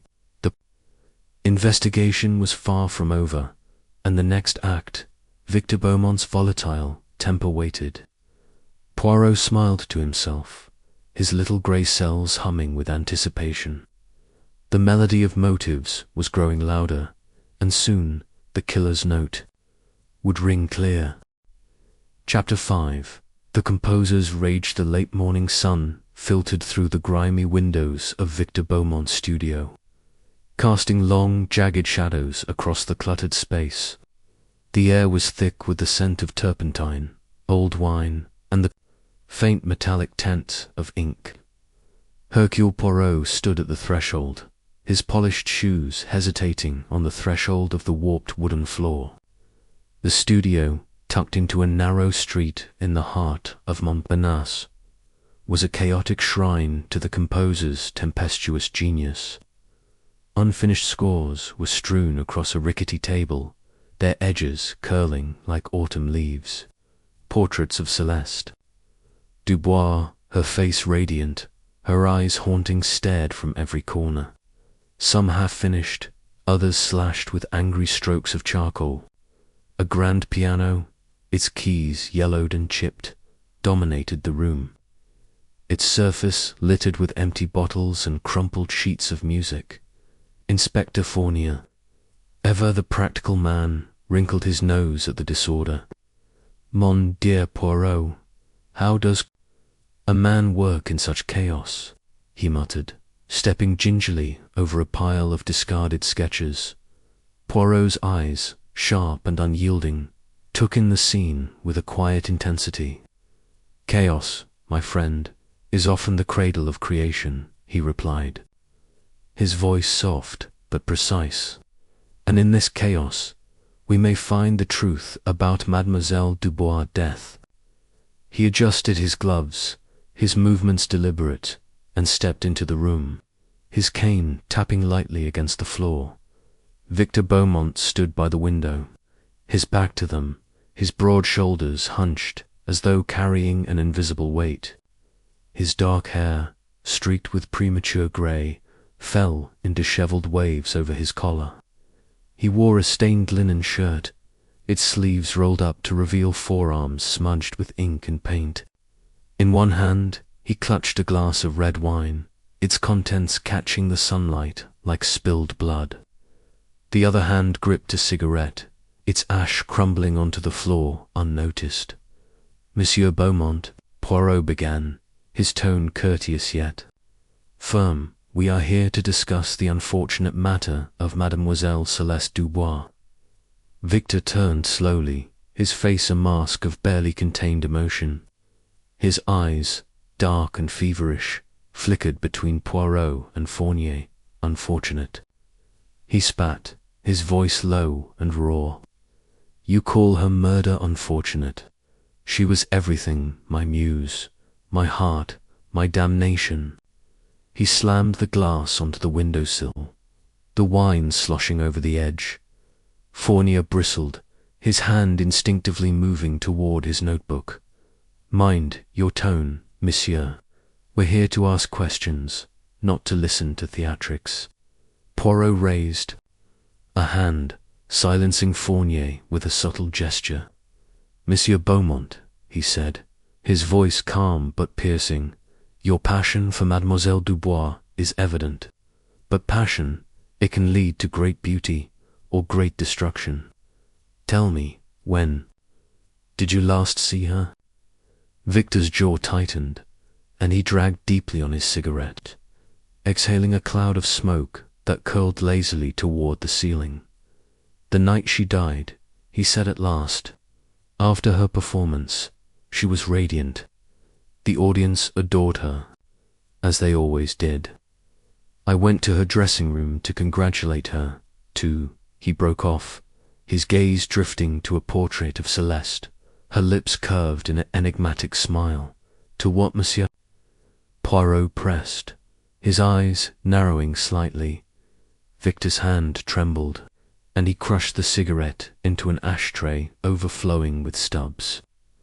To beg her to stay with me, he admitted, his voice cracking. She was slipping away. I could feel it. She spoke of leaving Paris, of new patrons, new lovers.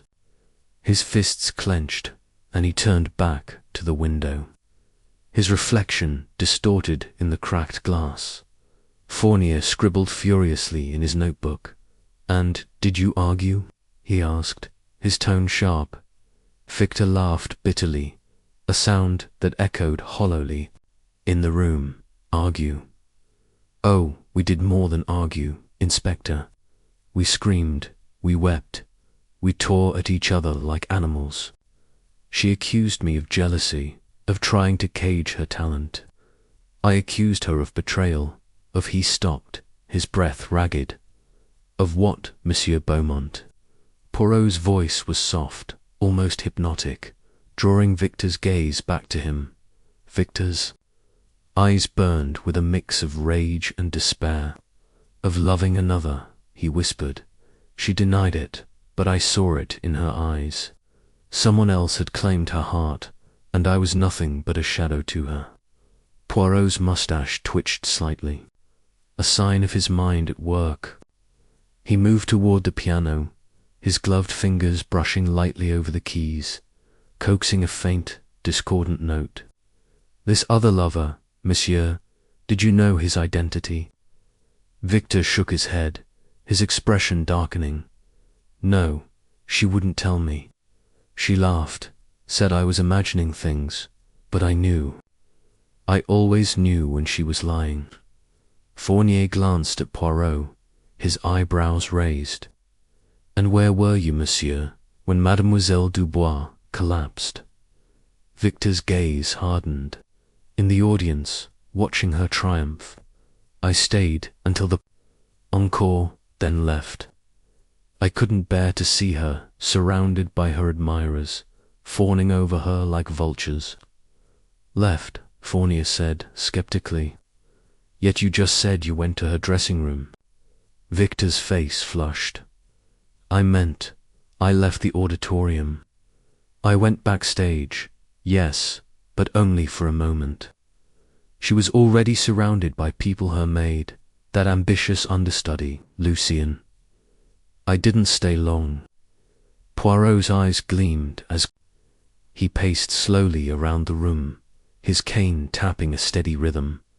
A moment, you say? Long enough, perhaps, to leave a glass of champagne, or a single red rose. Victor's head snapped up, his eyes narrowing. What are you implying, monsieur? Poirot paused, his gaze fixed on a small wooden desk tucked into a corner of the studio. It was cluttered with papers, brushes, and vials of ink, but something caught his eye, small glass bottle, half hidden beneath a crumpled score. He moved toward it, his movements deliberate, and lifted the bottle with a gloved hand, holding it to the light. The liquid inside was clear, with a faint bluish tint. What is this, Monsieur Beaumont? Poirot asked, his voice deceptively mild. Victor's face paled, and he took a step forward, then stopped. It's nothing. A solution for my work, for etching plates, for my sketches. Fournier strode over, peering at the bottle. Etching. Plates, or something more sinister, perhaps. Poirot uncorked the bottle and sniffed delicately, his nose wrinkling. This, monsieur, has the distinct odor of cyanide. A curious choice for an artist's studio, Nan. Victor's hands shook, and he sank into a chair, his bravado crumbling.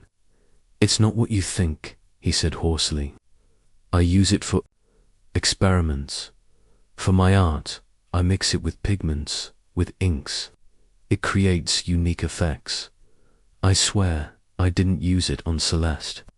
Fournier snorted, clearly unconvinced, but Poirot's expression remained unreadable. He set the bottle down carefully and turned to Victor, his eyes boring into the composer's. Monsieur Beaumont, you loved Mademoiselle Dubois, yet you argued with her. You suspected her of infidelity, yet you remained devoted. You possess a poison identical to that which killed her, yet you claim innocence. Tell me, why should Hercule Poirot believe you? Victor buried his face in his hands, his shoulders shaking. Because I loved her, he whispered.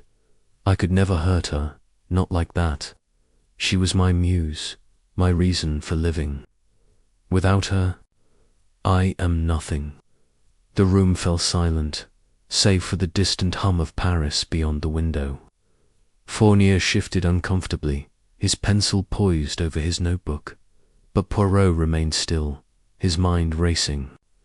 He glanced around the studio again, his gaze lingering on the portraits of Celeste. In one, she stood on the stage of the Palais Garnier, her arms outstretched, her face alight with triumph. In another, she sat in a garden, a red rose tucked into her hair, her expression soft and wistful. The contrast was striking, and Poirot filed it away in his meticulous memory. Very well, Monsieur Beaumont, Poirot said at last. For now, we will leave you to your art. But rest assured, Hercule Poirot does not forget, and he does not forgive those who hide the truth. As they stepped out into the bustling street, Fournier shook his head. He's guilty, Poirot. The cyanide, the the argument, the jealousy, it all points to him. Poirot adjusted his hat, his eyes gleaming with a quiet intensity. Perhaps, my friend, but the heart of a man is a complex thing, and love can drive one to madness, or to innocence. We must look deeper, Fournier, into the shadows where the truth hides. The two men walked on, the sounds of Paris enveloping them, carriage wheels clattering, vendors shouting, the faint strains of a violin drifting from a nearby café. But Poirot's mind was elsewhere, piecing together the fragments of a puzzle that grew more intricate with every step.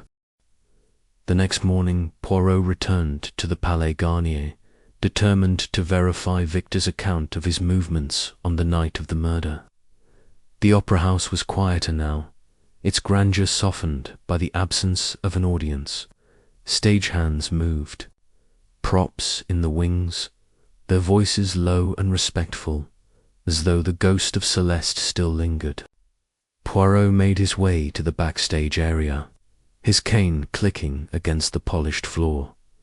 He found Lucien Morel, Celeste's understudy, rehearsing in a small practice room. The young man's voice, rich and powerful, filled the space, but there was a nervous edge to his performance. When he saw Poirot, he stopped abruptly, his face flushing. "Monsieur Poirot," Lucien said, bowing slightly. "I didn't expect to see you here." Poirot smiled, his moustache curling. "Hercule Poirot goes where the truth leads him, Monsieur Morel, and today it leads me to you. Tell me, were you backstage when Monsieur Beaumont visited Mademoiselle Dubois' dressing room?" Lucien hesitated, his fingers tightening around the score in his hands. Yes, I was there. I saw him briefly. He looked angry, as usual. He and Celeste were always fighting. "And you, monsieur?" Poirot asked, his eyes narrowing. "Where were you when Mademoiselle Dubois collapsed?" Lucien's gaze darted away, on stage, preparing for the next scene. "I had no reason to be near her dressing room." Poirot nodded, but his expression betrayed nothing. "And yet, Monsieur Morel, you stood to gain much from her death, Nan. The role of Carmen, the adoration of Parasite, is a tempting prize." Lucien's face hardened. "I won't deny I wanted her role, but I didn't kill her. I'm not a monster." Poirot inclined his head, his gaze thoughtful. "We shall see, monsieur. We shall see." As he left the practice room, Poirot's mind churned. Victor's volatile nature, his access to cyanide, and his argument with Celeste made him a compelling suspect, but Lucien's ambition and proximity to the crime scene could not be ignored. And then there was the red rose, a detail that gnawed at Poirot's meticulous mind. It was too deliberate, too poetic, to be a mere coincidence. That afternoon, Poirot met Fournier at a café near the opera house, its tables spilling onto the sunlit pavement. Over a cup of espresso, Fournier shared the latest findings from the police investigation. "We've confirmed the cyanide in the champagne glass," he said, his voice low. "But the coroner says the poison acted too quickly for her to have drunk it during the encore. It must have been administered earlier." Poirot's eyes gleamed. "Earlier, you say?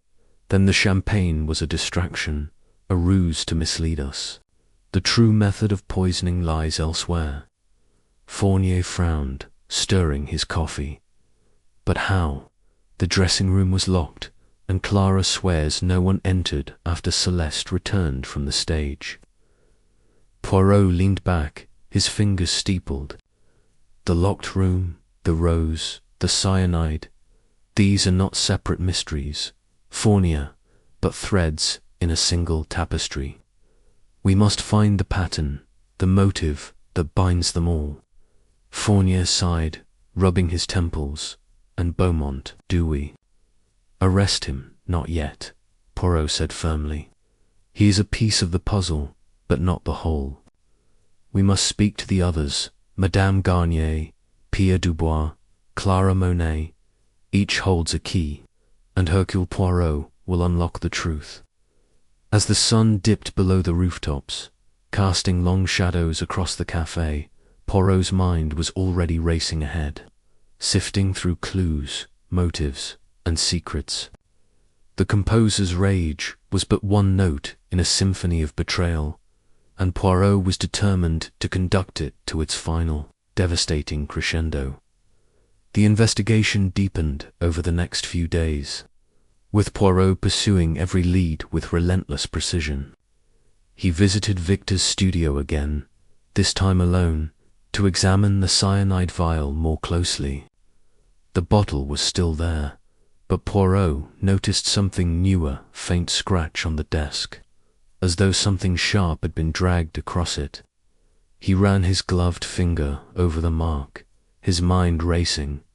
A pin, perhaps, a needle, the method of Celeste's poisoning remained elusive, but Poirot was certain it was not the champagne. He also spoke to the stagehands, who confirmed Victor's presence backstage but offered conflicting accounts of his timing. One claimed to have seen him near Celeste's dressing room before the performance, another after the encore. The discrepancies were troubling, but Poirot filed them away, knowing that truth often hid in the gaps between stories. By the end of the week, Poirot's little grey cells were humming with activity. He sat in his hotel room, surrounded by notes written in his precise handwriting, each detail meticulously recorded. The composer's rage had revealed love, his volatility, his access to poison, but it was not enough. The red rose, the locked room, the threatening letters all pointed to a deeper conspiracy, one that Poirot was only beginning to unravel. As he sipped his tisane, he closed his eyes, picturing the Palais Garnier, its opulent halls echoing with Celeste's voice. The truth was there, waiting, hidden in the shadows of ambition and love. And Hercule Poirot would find it, no matter how cleverly it was concealed. Chapter 6. The patroness's secret. The evening air in Paris carried a crisp edge, a reminder that autumn was settling over the city like a velvet curtain. The grand residence of Madame Elise Garnier stood at the end of a quiet boulevard, its stone facade glowing under the soft light of gas lamps. The mansion, with its towering windows and intricate ironwork, seemed a fitting stage for the woman who wielded her wealth like a conductor's baton over the Palais Garnier. Tonight, it was the setting for a lavish dinner, one that Hercule Poirot had been invited to with a carefully worded note delivered by a liveried servant. The invitation was not merely a social gesture, it was a summons, and Poirot, ever attuned to the undercurrents of human motive, suspected Madame Garnier had her own reasons for wanting him there. As Poirot stepped from the carriage, his polished shoes clicking against the cobblestones, he adjusted his bow tie and surveyed the scene. The windows of the mansion blazed with light, and the faint strains of a string quartet drifted into the night. Guests in evening dress moved like shadows behind the glass, their laughter and conversation a distant hum. Poirot's moustache twitched slightly, a sign of his mind already at work. This was no ordinary dinner party. It was a performance, and Madame Garnier was its star. Inside, the opulence of the mansion was overwhelming. The foyer was a cathedral of marble, with a chandelier dripping with crystals that caught the light and scattered it like diamonds across the walls. A grand staircase curved upward, its banister gleaming with polish, leading to unseen rooms above. Servants moved silently, their steps muffled by thick carpets, offering trays of champagne, flutes, and delicate hors d'oeuvres. Poirot accepted, A glass, though he had no intention of drinking. His eyes were too busy scanning the crowd for familiar faces, for the subtle signs of guilt or fear that might betray a secret. Madame Elise Garnier stood at the centre of the drawing-room, a vision, in a gown of deep emerald silk that shimmered as she moved. Her dark hair was swept up, adorned with a single sapphire comb that matched the icy blue of her eyes. She was in her late 40s, perhaps, but her presence was ageless, commanding the room with the ease of someone accustomed to power. Her smile was gracious, but Poirot noted the way her fingers tightened around her fan, the slight rigidity in her posture as she greeted her guests. She was a woman who knew how to perform, but tonight something was amiss. "Ah, Monsieur Poirot," she called out, her voice warm but with an edge of calculation. She glided toward him, her fan fluttering like a bird's wing. "How delightful that you could join us. I trust the opera was to your liking." Poirot inclined his head, his eyes never leaving hers. "The opera, madame, was magnifique. Mademoiselle Dubois was, as always, a revelation. But it is a tragedy that her final performance has brought us together under such circumstances." Garnier's smile faltered for the briefest moment, a flicker that Poirot caught like a hunter spotting movement in the brush. "Yes, a tragedy," she said, recovering. Quickly, Celeste was a treasure to the Palais Garnier. Her loss is felt by us all. "Indeed," Poirot replied, his tone neutral but his mind alert. "And yet life at the opera must continue, must it not? The show, as they say, must go on." Her laugh was light, almost musical, but it did not reach her eyes. "You are quite right, Monsieur Poirot. The opera is a living thing, always demanding more. Come, let me introduce you to some of my guests." She led him through the room, her arm lightly resting on his, as if to guide him, though Poirot suspected she was more interested in keeping him close, where she could watch him. The guests were a mix of Paris's elite, aristocrats, artists, and patrons of the arts, their conversations a tapestry of gossip, politics, and culture. Poirot noted the presence of a few familiar faces from the opera house, including Lucien Morel, who stood in a corner, his handsome features drawn tight as he sipped his champagne. Victor Beaumont was there too, his dark eyes smouldering as he spoke animatedly to a group of admirers, his hands gesturing wildly as if conducting an invisible orchestra as they moved through the crowd. Poirot's senses were alive, cataloguing every detail: the clink of crystal, the rustle of silk, the way Garnier's gaze darted to the side whenever Celeste's name was mentioned. She introduced him to a baroness with a laugh like breaking glass, a poet who seemed more interested in his wine than his words, and a diplomat who spoke in vague platitudes about the importance of art. But Poirot's attention was drawn to a small group near the fireplace, where a man in a tailored suit was speaking in low tones to a woman in a crimson gown. The man's posture was stiff, his gestures controlled, but there was something in his voice, a sharpness, that caught Poirot's ear. "And who is that gentleman?" Poirot asked, his tone casual as he nodded toward the man. Garnier followed, his gaze, and for a moment her expression tightened. "That is Monsieur Henry Vallon, a collector of rare artifacts and a generous supporter of the opera. He has a particular interest in Eastern antiquities." "Eastern antiquities," Poirot repeated, his interest piqued.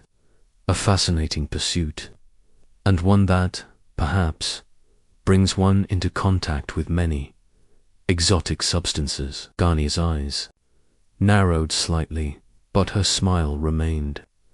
"You are a curious man, Monsieur Poirot. Henry is a scholar, not a chemist. But come, dinner is about to be served. The dining room was as grand as the rest of the mansion, with a long table set, with silver and porcelain, candles casting a warm glow over the scene. Poirot was seated near Madame Garnier, a position that he suspected was no accident. To his left was Lucien Morel, whose nervous energy was palpable, his fingers drumming lightly against the tablecloth. Across from him sat Victor Beaumont, who seemed to have calmed since his earlier outburst, though his eyes still burned with an intensity that Poirot found unsettling. The other guests filled the remaining seats, their voices rising and falling in a symphony of conversation. As the first course was served, a delicate consomme garnished with herbs, Poirot turned his attention to Madame Garnier. "You have been a great patron of the Palais Garnier, Madame," he began, his voice smooth. "Your support has brought many great talents to the stage. Mademoiselle Dubois, in particular, owed much to your generosity, Nan." Garnier's spoon paused midway to her lips, and she set it down with care. "Celeste was a remarkable talent," she said, her tone measured. "I was proud to support her early in her career. But talent, Monsieur Poirot, can sometimes come with complications. Poirot tilted his head, his eyes bright with interest. "Of what sort, if I may ask?" She hesitated, her fingers brushing the stem of her wineglass. Celeste was not always grateful for the opportunities she was given. She had a way of asserting herself, shall we say, that could be difficult for those around her. Poirot nodded, his expression one of polite curiosity, though his mind was racing. "And yet, you continued to support the opera, despite these difficulties. That is most admirable." Garnier's smile was tight. "The opera is my passion, Monsieur Poirot. I would do anything to ensure its success." "Anything," Poirot repeated softly, as if savouring the word. He turned his attention to his consomme, but his thoughts were elsewhere. The word anything carried weight, a hint of something darker beneath her polished exterior. He made a mental note to explore this further. The conversation shifted as the main course arrived. A roasted pheasant accompanied by a sauce that smelled faintly of truffles. Lucien Morel, perhaps emboldened by the wine, leaned toward Poirot. "You're investigating Celeste's death, aren't you?" he asked, his voice low but urgent. "Everyone's talking about it. They say you're the best." Poirot's moustache twitched with amusement. "They say many things, Monsieur Morel, but I am merely a man who observes and thinks. Tell me, what do you think of Mademoiselle Dubois's untimely end?" Lucien's eyes darted to the side, and he took a quick sip of wine before answering. "It's awful, of course. She was brilliant, but she had enemies. You don't get to her level without stepping on a few toes." "Enemies," Poirot mused. "And who might these enemies have been?" Lucien hesitated, his gaze flickering toward Madame Garnier, who was engaged in conversation with the diplomat. "I don't know specifics," he said quickly. "Just people who were jealous, maybe. She was the star, after all." Poirot nodded, noting the young man's discomfort. Lucien's ambition was no secret. He had been Celeste's understudy, always waiting in the wings for his chance to shine. But was that ambition enough to drive him to murder? Poirot filed the thought away, turning his attention back to the table. The next morning, Poirot returned to the Palais Garnier, determined to verify Victor's account of his movements on the night of the murder. The opera house was quieter now, its grandeur softened by the absence of an audience. Stagehands moved, props in the wings, their voices low and respectful, as though the ghost of Celeste still lingered. Poirot made his way to the backstage area, his cane clicking against the polished floor. He found Lucien Morel, Celeste's understudy, rehearsing in a small practice room. The young man's voice, rich and powerful, filled the space, but there was a nervous edge to his performance. When he saw Poirot, he stopped abruptly, his face flushing. "Monsieur Poirot," Lucien said, bowing slightly. "I didn't expect to see you here." Poirot smiled, his moustache curling. "Hercule Poirot goes where the truth leads him, Monsieur Morel, and today it leads me to you. Tell me, were you backstage when Monsieur Beaumont visited Mademoiselle Dubois' dressing room?" Lucien hesitated, his fingers tightening around the score in his hands. Yes, I was there. I saw him briefly. He looked angry, as usual. He and Celeste were always fighting. And you, monsieur?" Poirot asked, his eyes narrowing. "Where were you when Mademoiselle Dubois collapsed?"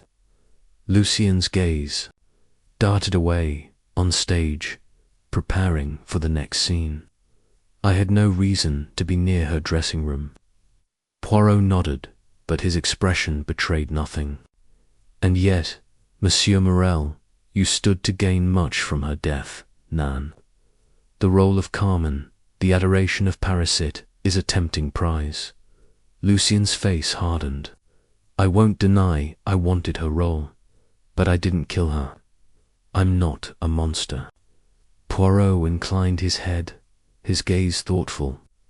"We shall see, monsieur. We shall see." As he left the practice room, Poirot's mind churned. Victor's volatile nature, his access to cyanide, and his argument with Celeste made him a compelling suspect, but Lucien's ambition and proximity to the crime scene could not be ignored.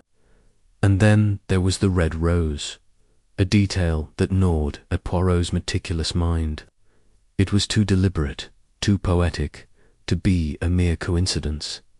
That afternoon, Poirot met Fournier at a café near the Opera House, its tables spilling onto the sunlit pavement. Over a cup of espresso, Fournier shared the latest findings from the police investigation. "We've confirmed the cyanide in the champagne glass," he said, his voice low. "But the coroner says the poison acted too quickly for her to have drunk it during the encore. It must have been administered earlier." Poirot's eyes gleamed. "Earlier, you say? Then the champagne was a distraction, a ruse to mislead us. The true method of poisoning lies elsewhere." Fournier frowned, stirring his coffee. "But how? The dressing room was locked, and Clara swears no one entered after Celeste returned from the stage." Poirot leaned back, his fingers steepled. "The locked room, the rose, the cyanide, these are not separate mysteries, Fournier, but threads in a single tapestry. We must find the pattern, the motive that binds them all." Fournier sighed, rubbing his temples. "And Beaumont, do we?" "Arrest him, not yet," Poirot said firmly. "He is a piece of the puzzle, but not the whole. We must speak to the others, Madame Garnier, Pierre Dubois, Clara Monet. Each holds a key, and Hercule Poirot will unlock the truth." As the sun dipped below the rooftops, casting long shadows across the café, Poirot's mind was already racing ahead, sifting through clues, motives, and secrets. The composer's rage was but one note in a symphony of betrayal, and Poirot was determined to conduct it to its final, devastating crescendo. The investigation deepened over the next few days, with Poirot pursuing every lead with relentless precision. He visited Victor's studio again, this time alone, to examine the cyanide vial more closely. The bottle was still there, but Poirot noticed something newer, faint scratch on the desk, as though something sharp had been dragged across it. He ran his gloved finger over the mark, his mind racing. A pin, perhaps. A needle. The method of Celeste's poisoning remained elusive, but Poirot was certain it was not the champagne.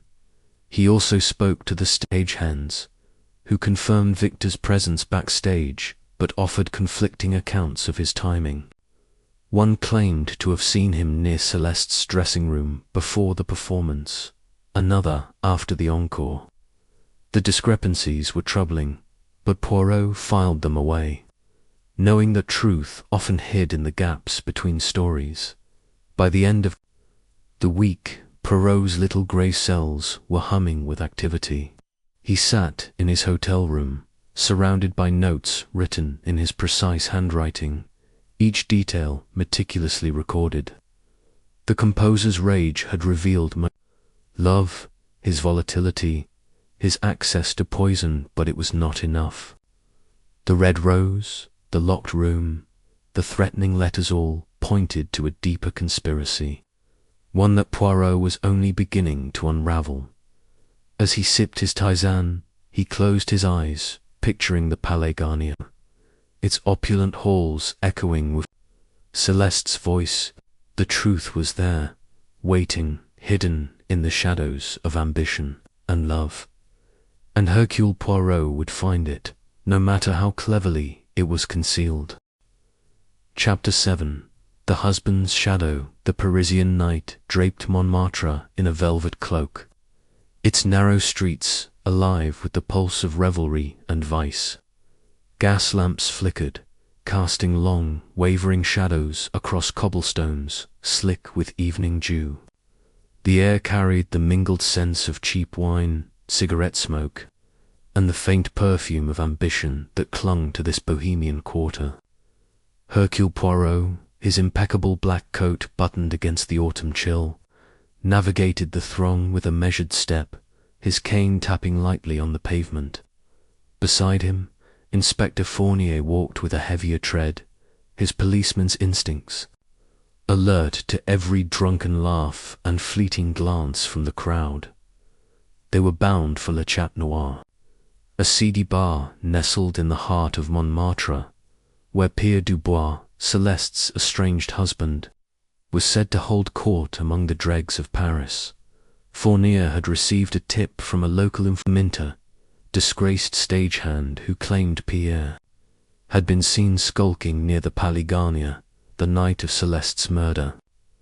The tip was vague, but Poirot's curiosity was piqued, not least by the faint trace of a red rose petal Fournier had mentioned, found in the pocket of a coat Pierre was seen wearing. The petal, delicate and blood-red, matched the rose left on. Celeste's vanity a clue Poirot could not ignore. "Mon ami," Poirot said, his voice low but precise. "This Pierre Dubois intrigues me. A man estranged from his wife, yet drawn to her place of triumph. It is not logical unless there is a purpose, anger, perhaps, or something deeper." Fournier grunted, adjusting his hat. "Anger's likely. Word is, Pierre's been drowning. His sorrows since Celeste left him. Her fame, her success ate at him. He's not the man she married, Poirot. Debt, drink, and a temper that's landed him in more than one brawl." Poirot's moustache twitched slightly, a sign of his mind, turning over the possibilities. "And yet, Monsieur Fournier, a man consumed by bitterness does not always kill. There must be a spark, a moment where the heart says, 'Enough.' We shall see if Pierre Dubois has such a spark." The facade of La Chat Noir loomed ahead, its painted sign of a grinning black cat faded and peeling. The bar's windows glowed with a sickly yellow light, and the raucous din of laughter and clinking glasses spilled into the street. Poirot paused at the threshold, his sharp green eyes scanning the scene. The air inside was thick with smoke, and the patrons a mix of artists, drunks, and petty criminals cast wary glances at the two newcomers. Fournier, accustomed to such places, strode forward, but Poirot lingered, observing. He noted the worn velvet curtains, the chipped tables, and the bartender's practiced indifference. This was a place where secrets were currency, and Pierre Dubois, it seemed, was spending freely. Fournier nudged Poirot and pointed toward a corner table where a man sat alone, hunched over a glass of absinthe. Pierre Dubois was not what Poirot had expected. The man was gaunt, his once handsome face hollowed by years of neglect. His dark hair was streaked with grey, and his clothes, though once fine, were frayed at the cuffs. A cigarette dangled from his lips, its ember glowing faintly as he stared into his drink. There was something haunted in his posture, as if the weight of his past pressed down on his shoulders. Monsieur Dubois. Poirot's voice cut through the noise, polite but firm. Pierre's head snapped up, his bloodshot eyes narrowing. For a moment he seemed ready to bolt, but Fournier's imposing presence at Poirot's side kept him rooted. "Who's asking?" Pierre's voice was rough, tinged with defiance. "Hercule Poirot, at your service," Poirot said, offering a slight bow. "And this is Inspector Fournier of the Street. We wish to speak with you about your wife, Celeste Dubois." Pierre's lip curled. "Ex-wife, and she's dead, so what's there to talk about?" He took a long drag on his cigarette, exhaling a cloud of smoke that curled toward the ceiling. Fournier leaned in, his tone clipped. "Plenty, Dubois. You were seen at the Palais Garnier the night she died. Care to explain?" Pierre's eyes flicked between the two men, calculating. "I wasn't anywhere near that place. Whoever says I was is lying." Poirot tilted his head, his expression serene but probing. "Monsieur, it is unwise to dismiss the truth so quickly. A witness places you near the opera house, and in your coat, we are told, was found a petal, red rose petal, precisely like the one left beside Celeste's body. A curious coincidence, n'est-ce pas?" Pierre's hand tightened around his glass, and for a moment Poirot thought he might hurl it. But the man only laughed, a bitter, hollow sound. "A petal. You're chasing flowers now, detective. I don't know anything about roses. I haven't seen Celeste in months. Yet you were seen arguing with her," Fournier pressed. "A week before her death, outside the opera house. Witnesses heard you shouting, threatening her." Pierre's jaw clenched, and he leaned back, crossing his arms. "So what? We fought. Always did. Celeste was impossible. Her fame, her ego-it ruined us. She didn't care about me, only her spotlight. But I didn't kill her." Poirot's eyes gleamed.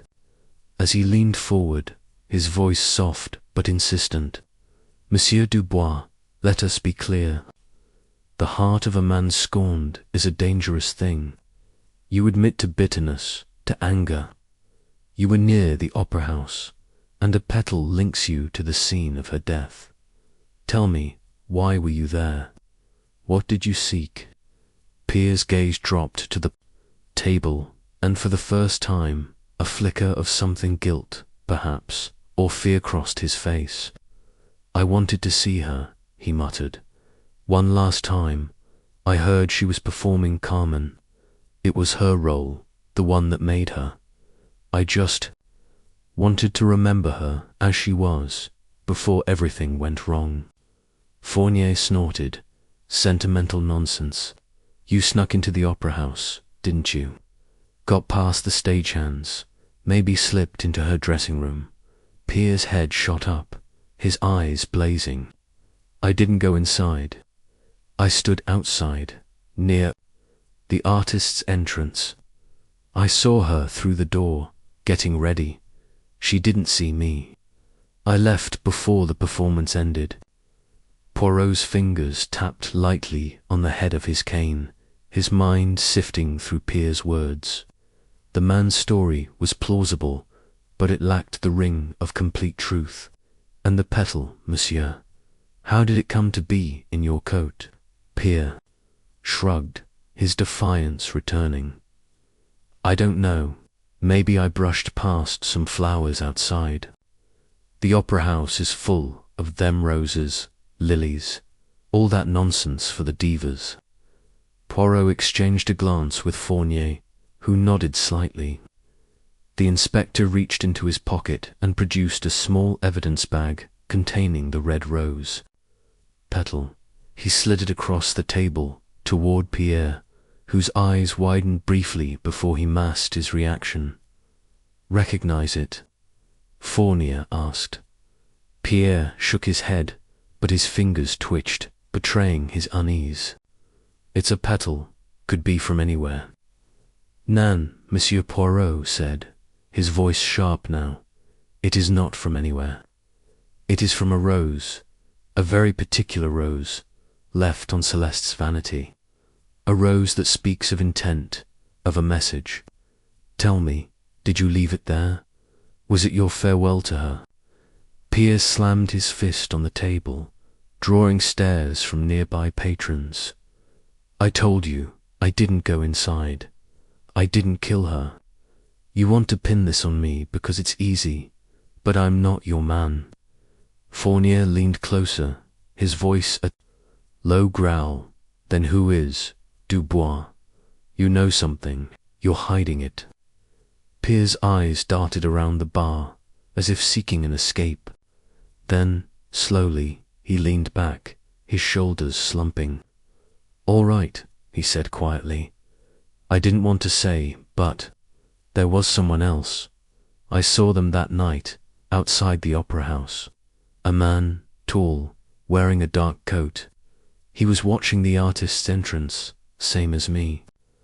I didn't get a good look at his face, but he was holding something, maybe flowers, maybe a rose. I don't know. I left before he did. Poirot's moustache quivered slightly, a sign of his interest. A man, you say? And you did not think to mention this before? Pierre glared at him. I'm not a snitch. Besides, I didn't think it mattered. I figured he was just another admirer, like the one Celeste always had trailing her. Poirot's mind raced. A mysterious figure, a rose, a man in a dark coat. This was a new thread in the tapestry of the case. But Pierre's story raised as many questions as it answered.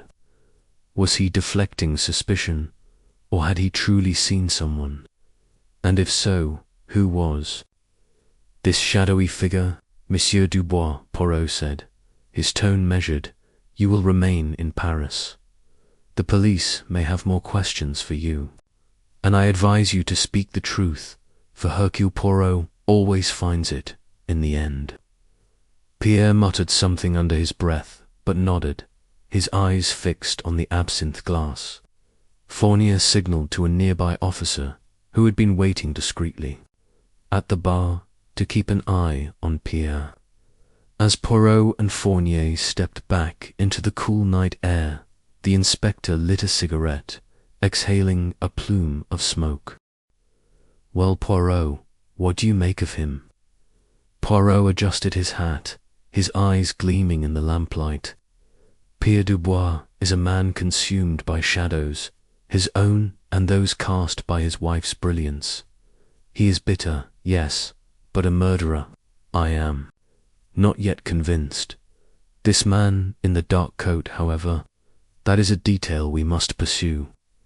The rose, the petal, the locked room, these are not accidents, mon ami. They are the notes of a melody, and Hercule Poirot will play it to its end. The two men walked on, the lights of Montmartre fading behind them as the mystery deepened. A red rose at its heart. The streets of Montmartre seemed to close in around Poirot as he and Fournier made their way back toward the brighter boulevards of Paris. The encounter with Pierre had left Poirot with a sense of unease, not because of what the man had said, but because of what he had not Pierre's story of the mysterious figure was too convenient, too neatly offered to shift suspicion elsewhere. Yet the detail of the rose petal in his coat was undeniable, a physical link to the crime scene that could not be dismissed. Ami Poirot said, as they paused at a street corner, "We must verify Pierre's movements that night. The stagehands, the dormant someone must have seen him, or this other man he speaks of. And the petal, it must be examined more closely. Is it truly identical to the one found in Celeste's dressing room? The texture, the shade, the scent, these are the details that will tell us the truth." Fournier nodded, flicking ash from his cigarette. "I'll have my men check the Opera House staff again. And the petal's already with the lab, but I'll push them to compare it properly. If Pierre's lying, we'll catch him." Poirot's eyes narrowed. "And if he is not lying, Monsieur Fournier, then we have another player in this game, a man in a dark coat, watching, waiting, perhaps the one who left the rose as a signature. We must find him." The inspector chuckled, though there was little humor in it. "You and your signatures, Poirot. You think this killer's playing some kind of game with us?" "We, a game of the mind," Poirot replied, his voice soft, but resolute. "The locked room, the poison, the rose, these are not random. They are deliberate, chosen to tell a story, and Hercule Poirot will read it." They continued their walk, the city's lights reflecting off the Seine in the distance. Poirot's thoughts turned to the other suspects, Lucien Morel with his ambition, Victor Beaumont with his passion, Madame Garnier with her pride, and Clara Monet with her secrets. Each had a motive, a reason to wish Celeste dead. But the rose, that single, vivid clue, seemed to point to something personal, a gesture of intimacy or mockery. Pierre's claim of a stranger added a new layer, one that Poirot could not yet fit into the puzzle. Back at his apartment, Poirot sat at his desk, a single lamp casting a warm glow over his notes. He spread out the details of the case, the threatening letters, the cyanide, the locked room, the rose, and now Pierre's story. His fingers traced the words, his mind seeking the pattern. The petal in Pierre's coat was troubling. If he had not entered the dressing room, how had it come to be there? Had someone planted it to implicate him? Or was Pierre himself the killer? Spinning a tale to divert suspicion, Poirot leaned back, closing his eyes. He pictured Celeste, radiant in her Carmen costume, collapsing in her dressing room. The champagne glass, the rose, the faint scratch on her hand. These were the pieces of the puzzle, but they did not yet form a picture. The scratch, he thought, was the key. It was too precise, too subtle to be accidental. Had the poison been delivered that way, rather than through the champagne? The idea was forming, but it needed more evidence, more clarity. He opened his eyes and reached for a sheet of paper, jotting down a list of tasks. First, he would request Fournier to interview the Opera House staff again, focusing on anyone who saw Pierre or a man in a dark coat. Second, he would examine the rose petal himself, perhaps with a botanist's assistance, to confirm its origin. And third, he would speak to Clara Monet again. The maid had been too quick to deflect, too eager to paint herself as a loyal servant. There was something she was not saying, and Poirot was determined to uncover it. The clock struck midnight, its chimes echoing softly in the quiet apartment. Poirot rose, his movements precise and deliberate. He adjusted his tie, smoothed his moustache, and turned off the lamp. The case was far from solved, but the threads were beginning to weave together. Pierre Dubois, with his bitterness and his petal, was a piece of the puzzle, but not the whole. The truth, Poirot knew, lay in the details. The little grey cells would find it, as they always did. The next morning, Poirot and Fournier reconvened at the Palais Garnier, where the opera house was preparing for its next performance. The grand foyer glittered under chandeliers, but the air was heavy with the weight of Celeste's absence. Stagehands moved props, singers rehearsed in distant rooms, and the ghosts of the previous night's tragedy lingered in every corner.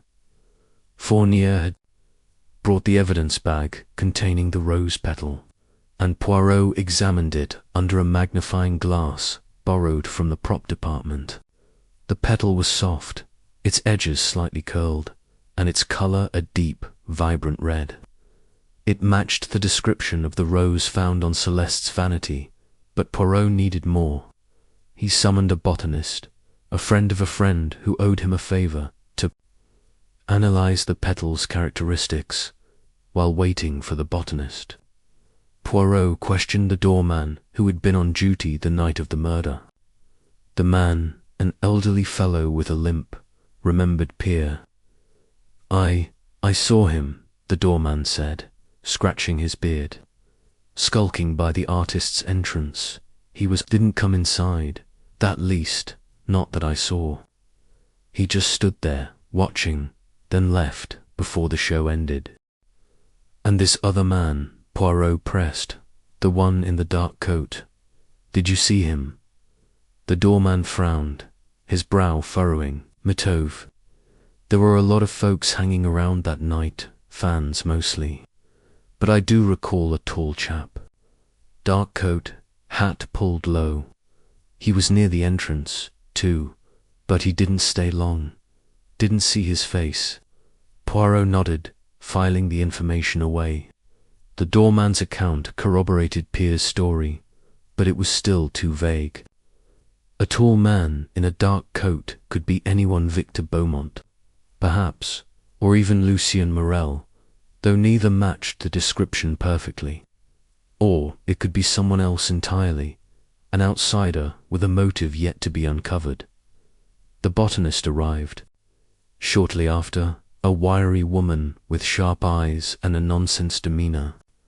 She examined the petal under a portable microscope, muttering to herself as she worked. It's a hybrid tea rose, she said at last, likely a crimson glory or similar. Not common in Paris, markets too delicate for most florists.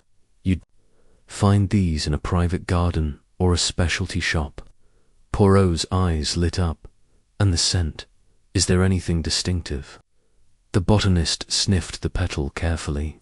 Faint, but there's a hint of spice, maybe clove. It's been handled, though the oils from someone's fingers have dulled the fragrance. This was a breakthrough. A specialty rose, not easily obtained, pointed to premeditation. Whoever had left the rose on Celeste's vanity had planned their actions carefully, and if the petal in Pierre's coat was identical, it suggested a connection. Either he was the killer, or someone had deliberately placed it there to frame him. Poirot thanked the botanist and turned to Fournier. Mon ami, we must trace this rose. A florist, a gardener, someone in Paris supplied it, and we must speak to Clara again. She was closest to Celeste, and I suspect she knows more about this shadow Celeste feared. Fournier agreed, and they arranged to meet Clara at her small apartment near the opera house. The maid was nervous when they arrived, her hands twisting in her apron as she let them in. Her rooms were modest, with a few mementos of her time with Celeste Playbill. A silk scarf, a photograph of the two women smiling together. Mademoiselle Monet, Poirot began, his tone gentle but firm. You spoke of Celeste's fear, of a shadow watching her. I must know more. Who did she fear? Was it Pierre or another? Clara's eyes darted to the floor, and she bit her lip. I don't know, Monsieur Poirot. She was so frightened those last weeks, always. Looking over her shoulder. She said someone was watching her, someone who knew her secrets, but she wouldn't tell me who. Poirot leaned forward, his gaze piercing. And the rose, mademoiselle, did you see it in her dressing room before she died? Did you see anyone near her room? Clara hesitated, then shook her head. No, I didn't see the rose until I found her, but there was something odd. That night, before the performance, I saw a man near her dressing room door. He was tall, in a dark coat. I thought he was a stagehand, but he moved quickly, like he didn't want to be seen. Heart quickened. Another mention of the man in the dark coat. And you did not recognize him? No, monsieur. It was too dark, and he was gone before I could get a good look. Poirot exchanged a glance with Fournier, who was scribbling notes. The pieces were aligning, but the picture remained incomplete. The rose, the petal, the man in the dark coats. These were threads leading somewhere, but where? And how did they connect to the poison that had killed Celeste? As they left Clara's apartment, Poirot's mind buzzed with possibilities. Pierre's bitterness, the mysterious figure, the rose's rarity all pointed to a crime of passion and precision, but the scratch on Celeste's hand, that faint mark, nagged at him.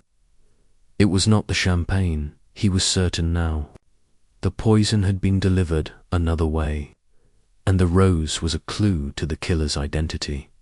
Monsieur Fournier, Poirot said as they stepped into the sunlight, we are close, but not yet there. The rose is the key, and we must find its source, and this man in the dark coat, he is either our killer or a witness. We must find him before he vanishes into the shadows of Paris. Fournier nodded, his expression grim. I'll put out a description, see if anyone else saw him, and I'll check the florists in the city. If that rose is as rare as the botanist says, it'll narrow things down. Poirot smiled faintly, his moustache curling. Tursbean, mon ami. The little grey cells are at work, and they will not rest until the truth is revealed. Let us return to the opera house. There is more to uncover, and Hercule Poirot does not disappoint. The day stretched on, and Poirot's investigation deepened. He visited florists, questioned stagehands, and pored over Celeste's belongings, searching for any hint of the rose's origin or the man in the dark coat. Each step brought him closer to the truth, but the shadows of Montmartre lingered, a reminder that the killer was still out there, watching, waiting. The case was a symphony, and Poirot was determined to conduct it to its final note. Chapter 8. A clue in the costume. The Palais Garnier stood like a gilded monument to art and ambition, its opulent facade glowing under the Parisian sun. Inside, the air was thick with the scent of polished wood, velvet, and the faint tang of grease paint. Hercule Poirot, his small, precise steps echoing faintly in the cavernous corridors, made his way toward the costume department. His moustache twitched slightly, a sign to those who knew him that his little grey cells were already at work, piecing together the puzzle of Celeste Dubois' murder. Inspector Fournier trailed behind, his heavier tread a contrast to measured pace. The inspector's face was a mask of frustration, his broad shoulders hunched as if the weight of the case pressed physically upon him. Poirot, I confess, this case is a tangle, he said, mopping his brow with a handkerchief. The champagne, the rose, the locked room, none of it fits neatly. And now we're poking around in costumes. What do you expect to find here? Poirot's eyes gleamed with that familiar spark of certainty. Mon ami, it is in the details, the smallest threads, that the truth is woven. The champagne, it is too obvious, n'est-ce pas? A poison so blatant invites suspicion. I suspect it is a distraction, a flourish to mislead us. The true method of murder lies elsewhere, and the costume of the great Celeste may hold the key. They reached the costume department, a labyrinth of racks and shelves, bursting with silks, satins, and sequins. The room was a kaleidoscope of color, crimson capes, sapphire gowns, and golden embroidery glinted under the soft light filtering through high windows. Seamstresses bustled about, their needles flashing like tiny swords as they mended tiers or adjusted hems. At the far end, Madame Lefebvre, the head costumier, stood overseeing her domain.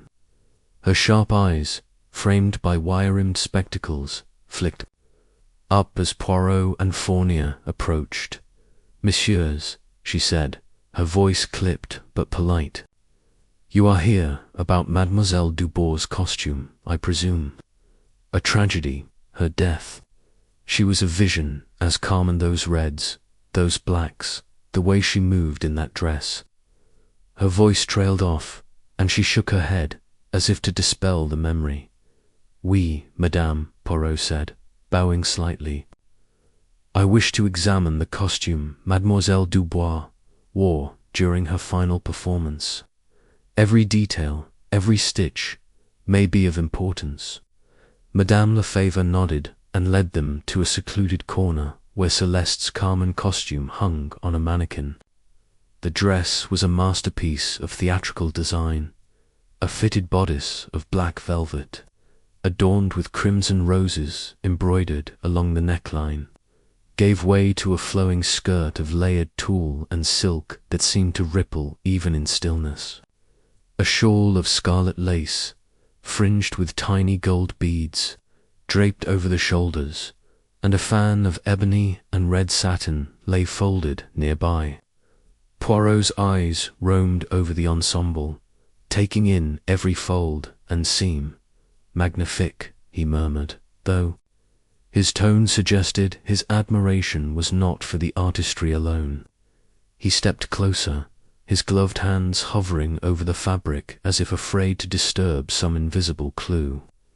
"Madame Lefebvre, tell me, was this costume handled by anyone other than Mademoiselle Dubois or yourself before the performance?"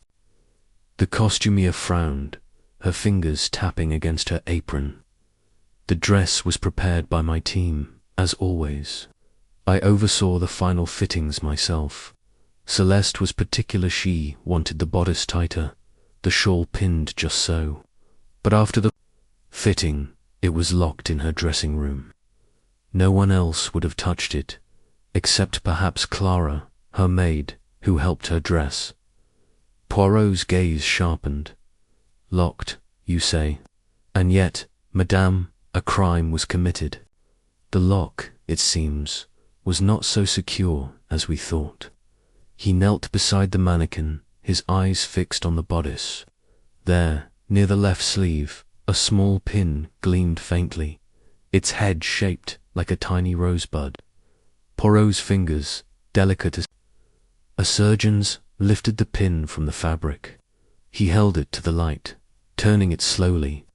A faint residue, barely visible, clung to its tip. "Inspector Poirot said," his voice low but urgent, "Regardas Checky. This pinnet is not merely decorative. See the residue. It is subtle, but it is there. I suspect it is no ordinary substance." Fournier leaned in, squinting. "Poison. You think the cyanide was on this pin?" Poirot did not answer immediately. He produced a small envelope from his pocket and carefully placed the pin inside, sealing it with a practiced motion. "It is possible, mon ami. The champagne. It was too obvious, too theatrical. But a pin, hidden in the folds of a costume, pricking the skin during the passion of a performance. That is subtle. That is the work of a mind both cunning and cruel." Madame Lefebvre's hand flew to her mouth. "Mon Dieu, you mean someone tampered with the costume? But who would have access? The pins we use, are standard dozens of them, are kept here for fittings and repairs." "Precisement," Poirot said, rising to his feet. And that is why we must investigate the costume department further. Who was here on the night of the performance? Who had the opportunity to alter this pin? Madame Lefavre hesitated, her eyes darting to the seamstresses working nearby. The department is always busy before a performance. My girls were here, of course, and some of the stagehands come through to collect props or accessories. Lucien Morel, the understudy, was here earlier that day. He was fitted for his own costume. And, I believe, I saw Monsieur Beaumont, the composer, lingering near the racks. He said he was looking for inspiration for his next score. Poirot's moustache twitched again. Beaumont, you say, and Monsieur Morel. Most interesting. And what of Madame Garnier or Monsieur Dubois? Did either visit this department? The costumier shook her head. Not that I recall. Madame Garnier rarely comes down. Here she prefers the grandeur of the auditorium or her private box. As for Monsieur Dubois, I haven't seen him since he and Celeste were still married. He's not welcome here, not after their quarrels became public. Poirot nodded, his mind clearly racing. Merci, madame. You have been most helpful. Inspector, I suggest we speak with the seamstresses and stagehands. Someone may have seen something they did not realize was significant. As they moved through the costume department, Poirot's eyes never stopped scanning. He paused by a workbench cluttered with spools of thread, scissors, and a box of pins identical to the one he'd found. He lifted one, comparing it to the image in his mind. These pins, he said softly, they are unremarkable, yet one among them became an instrument of death. We must test this residue at once, Fournier. If it is cyanide, as I suspect, then the champagne was indeed a ruse. Fournier rubbed his chin, his skepticism warring with his trust in Poirot's instincts. But how could a pin deliver enough poison to kill her so quickly? A scratch, you said, on her hand. Would that be enough? Poirot's eyes gleamed.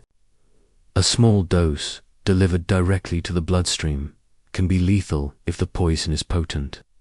Cyanide, it acts swiftly within minutes. The heart stops, the breath fails. Celeste collapsed after her performance, yes. The timing suggests the poison was administered during the final act, when she was moving, dancing, perhaps adjusting her costume. A pin, hidden in the folds, could prick her unnoticed in the heat of the moment. They spent the next hour questioning the seamstress, most of whom were young women with quick fingers and nervous glances. None admitted to seeing anything unusual, though one, a girl named Sophie, mentioned that Lucien Morel had been fidgety during his fitting, constantly glancing toward Celeste's costume. Another worker, an older woman with a stern face, recalled Victor Beaumont pacing near the costume racks, muttering to himself about betrayal. As they left the department, Fournier's frustration boiled over. Poirot, we're chasing shadows. A pin, a rose, a glass of champagne. Every clue points in a different direction. How do you make sense of it? Poirot stopped, his hand resting lightly on the inspector's arm. Patience, mon ami. The truth, it is like a melody. Each note seems separate, chaotic, until you hear the whole. The pin, I believe, is the true method of murder. The champagne was placed to mislead us, to make us think the poison was ingested. But the scratch on Celeste's hand, the residue on the pin, these are the notes that harmonize. We must now discover who played this deadly tune. They returned to Celeste's dressing room, where the air still held the faint scent of her perfume. The vanity, cluttered with powders and lipsticks, stood as a silent witness to her final moments. Poirot knelt by the costume rack, where the Carmen dress had been returned after its examination. He ran his fingers along the seams, pausing at the hem of the skirt. There, caught in a fold of tulle, was a single red thread knot part of the costume's design. "Regard us," Poirot said, holding the thread to the light. "This is not from the dress. It is coarser, perhaps from a coat or scarf. Someone was careless, leaving a trace of their presence." Fournier's eyes widened. "You think this belongs to the killer?" "Perhaps," Poirot said, slipping the thread into another envelope. "Or perhaps it is another distraction. But every thread, every clue, brings us closer to the truth. We must now consider the movements of our suspects. Who had access to this costume before the performance? Who could have placed the pin?" Fournier pulled out his notebook, flipping through pages of scribbled notes. Lucien Morel was in the costume department that day. Beaumont was seen there too. Clara Monet helped Celeste dress, so she was in this room. Madame Garnier and Pierre Dubois, though no one places them here. Poirot nodded, his mind turning over the possibilities. Clara, she is loyal, but loyalty can be a mask. Lucien, ambitious and envious. Beaumont, passionate and betrayed. And Madame Garnier, with her wealth and her grudge perhaps, she found a way to influence events from afar. We must also consider Pierre, the husband, whose bitterness runs deep. The red rose petal in his coated cannot be ignored. As they left the dressing room, the opera house seemed to hum with secrets. The chandeliers cast flickering shadows, and the distant strains of a rehearsal piano drifted through the halls. Poirot's face was serene, but his eyes burned with purpose. The pin, the thread, the rose, these were the pieces of his puzzle, and he would not rest until they formed a picture. The investigation continued into the afternoon, with Poirot and Fournier tracking down stagehands who had worked the night of the murder. One, a wiry man named Jacques, admitted to seeing Lucien Morel near Celeste's dressing room before the performance, though he claimed Lucien was merely checking his cues. Another stagehand, a young woman with a nervous laugh, recalled Victor Beaumont arguing with the stage manager about access to the costume department, though she couldn't say why. By evening, Poirot sat in a quiet corner of the opera house's foyer, a cup of tisane in hand. Fournier paced nearby, his energy undimmed by the long day. "What now, Poirot? We have a pin, a thread, a rose petal clues, yes, but no clear path to the killer." Poirot sipped his tisane, his expression unreadable. "The path, mon ami, is there. It is in the costume, in the pin, in the movements of our suspects. The champagne was a lie, a distraction to make us look elsewhere. The poison was delivered by the pin, and the pin was placed by someone who knew Celeste's habits, her costume, her performance. We must now ask, who had the opportunity and who had the motive to be so precise?" He set down his cup, his eyes narrowing.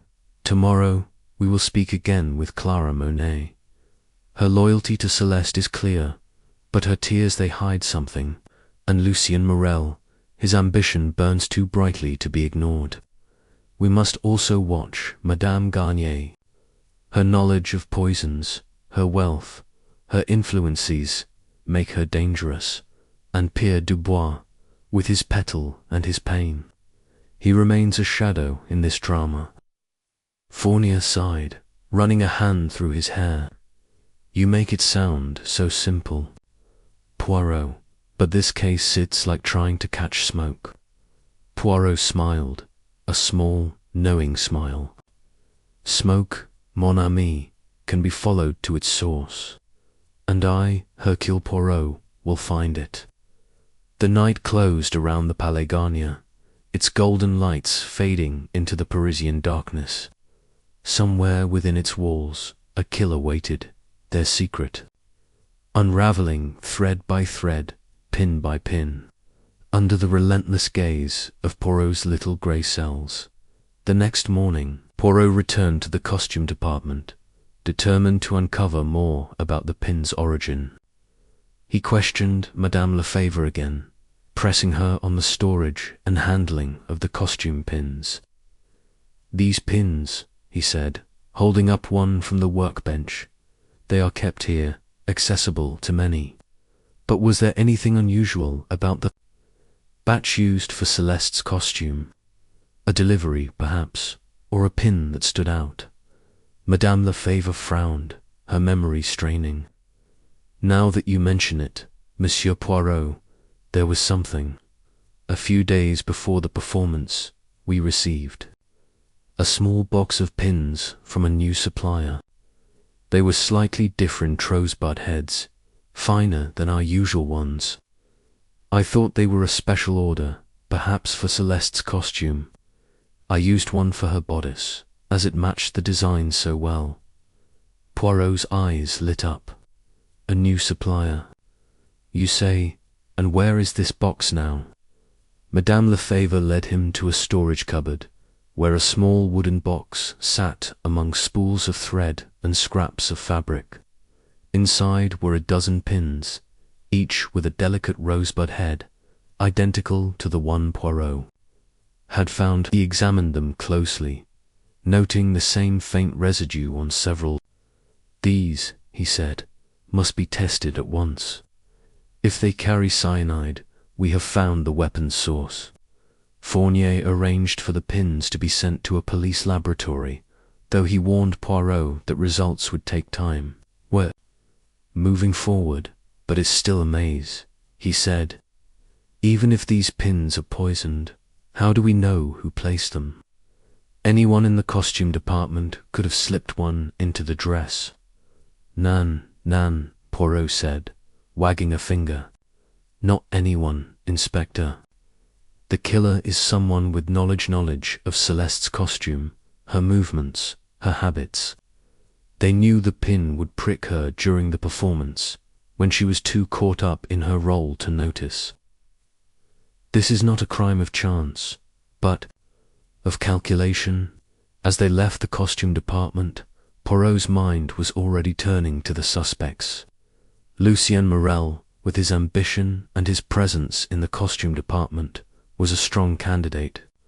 Victor Beaumont, with his access to cyanide and his volatile temper, could not be dismissed.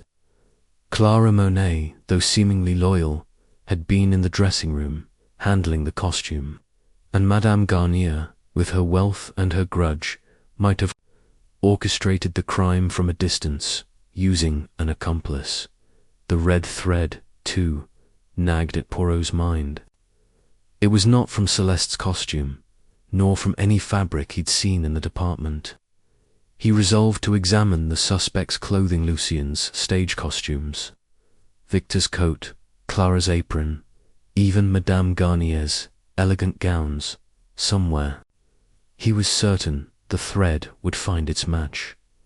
That afternoon, Poirot visited the police laboratory, where a chemist confirmed his suspicions. The residue on the pin was indeed cyanide, a highly concentrated form that could kill within minutes, if introduced into the bloodstream. The chemist also noted that the pins from the new supplier showed traces of the same substance, though not all were contaminated. "Someone tampered with a few of them," the chemist said. "It's subtle work only. A trained eye would notice." "The residue," Poirot nodded, his mind racing. "The poisoned pins were no accident, they were a deliberate choice, placed in Celeste's costume by someone with access and intent. The champagne, he was now certain, was a red herring, planted to confuse the investigation. The rose, the thread, the pin, these were the true clues, and they pointed to a killer who was both cunning and intimately familiar with the opera house. As evening fell, Poirot sat in his hotel room, A map of the Palaegania spread before him. He traced the paths from the costume department to Celeste's dressing room, noting every entrance, every staircase. The killer had moved unseen, slipping the pin into the costume and leaving the rose as a taunt. But who? Lucien with his envy, Victor with his rage, Clara with her hidden knowledge, or Garnier with her wealth and her secrets? The answer, Poirot knew, lay in the details, the threads that wove the crime together. He closed his eyes, letting his little grey cells work, and the pieces began to fall into place. The costume, the pin, the rose, they were not random. They were a performance, as carefully staged as Celeste's final act. And Hercule Poirot would not rest until the curtain fell on the killer. Chapter 9. The maid's confession. The air in the Palaegania was heavy with the scent of old velvet and wax polish.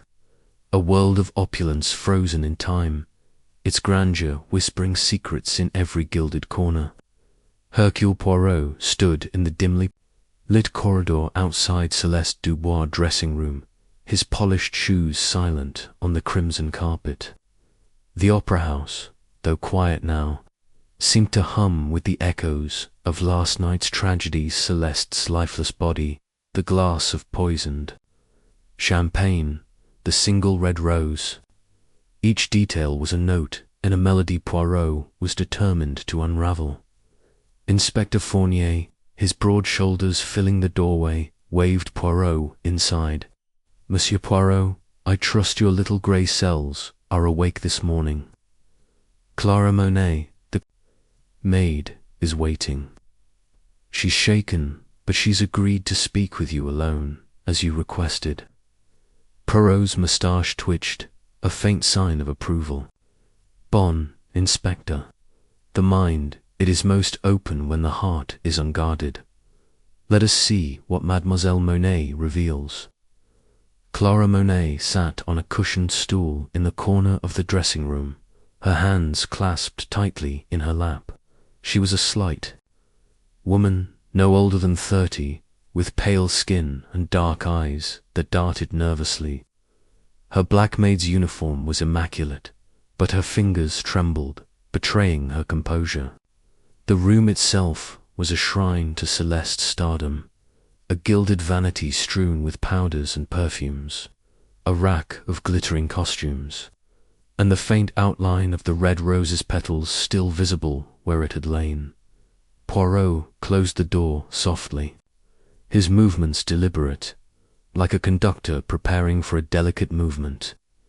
He adjusted his bow tie and sat opposite Clara, his green eyes studying her with a kindness that masked their sharpness. Mademoiselle Monet, he began, his voice smooth as velvet, you have served Madame Dubois faithfully. You were close to her, perhaps closer than most. Clara's gaze flickered to the floor. Yes, monsieur, I've been with her. For 3 years, she was kind to me, more than she needed to be. Poirot nodded, his fingers steepled. And yet, such kindness, it does not shield one from fear. You told Inspector Fournier that Madame Dubois spoke of a shadow watching her. Tell me, what did she mean by this? Clara's hands tightened, her knuckles whitening. She never said exactly, monsieur. It started a few weeks ago, after the first threatening letter arrived. She'd look over her shoulder, even in her own dressing room, as if someone was there. She'd say, Clara, I feel eyes on me, always watching. I thought it was nerves, the strain of the performance. Poirot leaned forward slightly, his voice gentle but probing. And these letters, you saw them. Only once, Clara admitted, her voice barely above a whisper. She showed me one, written in black ink, elegant but cruel. It said she'd pay for her sins, that the stage would be her grave. I begged her to go to the police, but she refused. She said it would ruin her. Poirot's eyes narrowed. Ruin her, you say? Did she speak of enemies, of someone who wished her harm? Clara hesitated, her lips parting as if to speak, then closing again. Poirot waited, his silence a subtle pressure. Finally, she said, she didn't name anyone, but she was afraid. Not just of the letters, but of someone close. She'd say, Clara, you can't trust even those who smile. I thought she meant Monsieur Beaumont, her lover. They fought often. Poirot's moustache curved slightly, a sign his mind was turning. Victor Beaumont, oui, a man of passion, perhaps too much. But tell me, Mademoiselle Monet, did you overhear anything else, a conversation, perhaps, that struck you as unusual? Clara's eyes widened, and for a moment, Poirot thought she might bolt from the room. She clutched the edge of her stool, her voice trembling. There was, one night, after a rehearsal, I was tidying her dressing room, and I heard voices. Through the door, Madame Dubois was speaking to someone, a man, I think. His voice was low, muffled, but angry. I couldn't hear the words, only her reply. She said, "You'll never have what you want. Not while I live." Poirot's fingers tapped lightly on his knee, a rhythm to his thoughts. And this man, you did not see him. You did not recognize the voice. Clara shook her head, tears brimming. No, monsieur, I stayed out of sight. I didn't want to intrude. But after he left, Madame Dubois was pale, shaking. She told me to lock the door and not let anyone in, not even Monsieur Beaumont. Poirot leaned back, his mind racing. A cryptic conversation, a shadowy figure, a locked door-each piece was a thread in the tapestry of Celeste's death. Mademoiselle Monet, he said softly, you are loyal, oui. But loyalty, it can blind us. If you know more, if you hold back even a single detail, you protect not Madame Dubois, but her killer. Clara's tears spilled over, and she buried her face in her hands. I don't know who did it, monsieur, I swear it, but I failed her. I should have done more, insisted she'd tell the police. I was her friend, and I let her die. Poirot rose, his expression softening. He placed a hand lightly on her shoulder. Nan, mademoiselle, you did not let her die. The fault lies with the one who wielded the poison. But you must help me find them. Tell me, did you touch anything in this room after you found her body? Clara sniffled, wiping her eyes. Only the door, to unlock it for the police. And I moved the rose. It was on her vanity, and I couldn't bear to see it there, mocking her. Poirot's eyes gleamed. The rose, oui, you moved it. Did you notice anything unusual about it? Clara frowned, thinking it was fresh, monsieur. Not like the flowers from the bouquets she got after performances. The petals were perfect, no wilting, and there was a ribbon tied around the stem. Black silk. Poirot's heart quickened. A fresh rose, a black ribbon. These were not random flourishes, but deliberate choices. And this ribbon, you kept it. Clara nodded, reaching into her apron pocket. She produced a thin strip of black silk, slightly crumpled. I didn't know what to do with it. It felt wrong to throw it away. Poirot took the ribbon, holding it to the light. The silk was fine, expensive, and bore a faint monogram. E.g., his mind flashed to Madame Elise Garnier, the opera house's patroness, whose disdain for Celeste was barely concealed. Could it be so simple, or was the ribbon a plant meant to mislead? Merci, Mademoiselle Monet, Poirot said, slipping the ribbon into his pocket. You have been most helpful. But one last question. The costume Madame Dubois wore as Carmen, you prepared it for her, oui? Clara nodded. Yes, monsieur. I laid it out before the performance, as always. She was particular about her costumes, especially the pins. She liked them just so, to hold the shawl.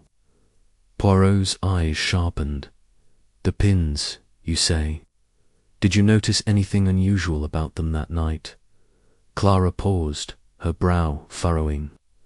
I don't think so.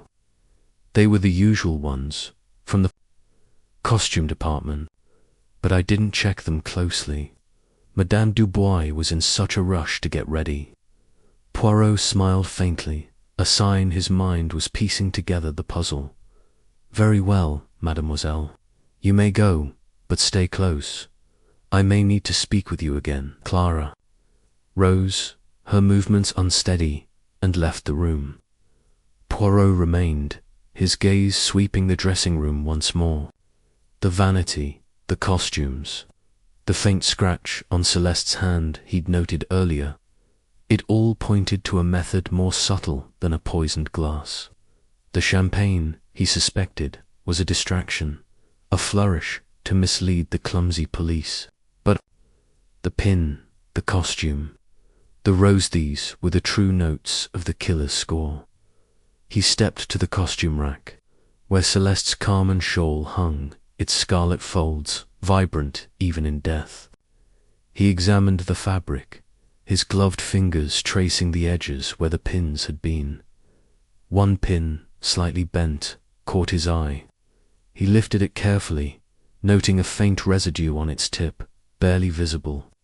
Poison, perhaps, delivered not by drink, but by a scratch so small it went unnoticed until it was too late.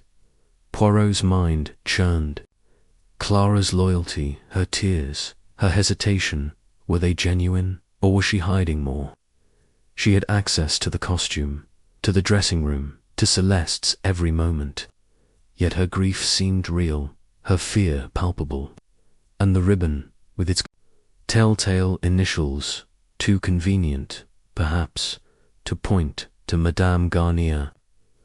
A killer clever enough to use a poisoned pin would not leave such an obvious clue unless they meant to. He left the dressing room, his steps measured, and found Fournier, waiting in the corridor.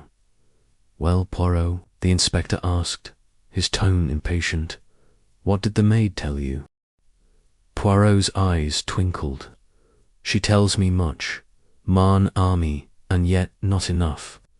The heart of this mystery lies not in what is said, but in what is hidden. Come, we must visit the costume department. The answer, I think, is stitched into the fabric of this crime. The costume department was a labyrinth of silk and sequins, tucked in the opera house's lower levels. Seamstresses bustled about, their needles flashing under gaslight. Poirot approached the head costumier, a wiry woman named Madame Lefebvre, whose sharp eyes missed nothing. Monsieur Poirot, she said, wiping her hands on her apron, what brings you to my domain? The pins, Madame Poirot said, holding up the bent pin from Celeste's shawl. This one, it is from your department. We, Madame Lefebvre, examined it, her lips pursing. It is one of ours, yes. We used them for the Carmen costume, to secure the shawl. But this one, it's not right. The tip is discolored, and it's bent. Our pins are kept pristine.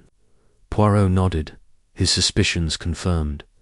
And who has access to these pins, madame?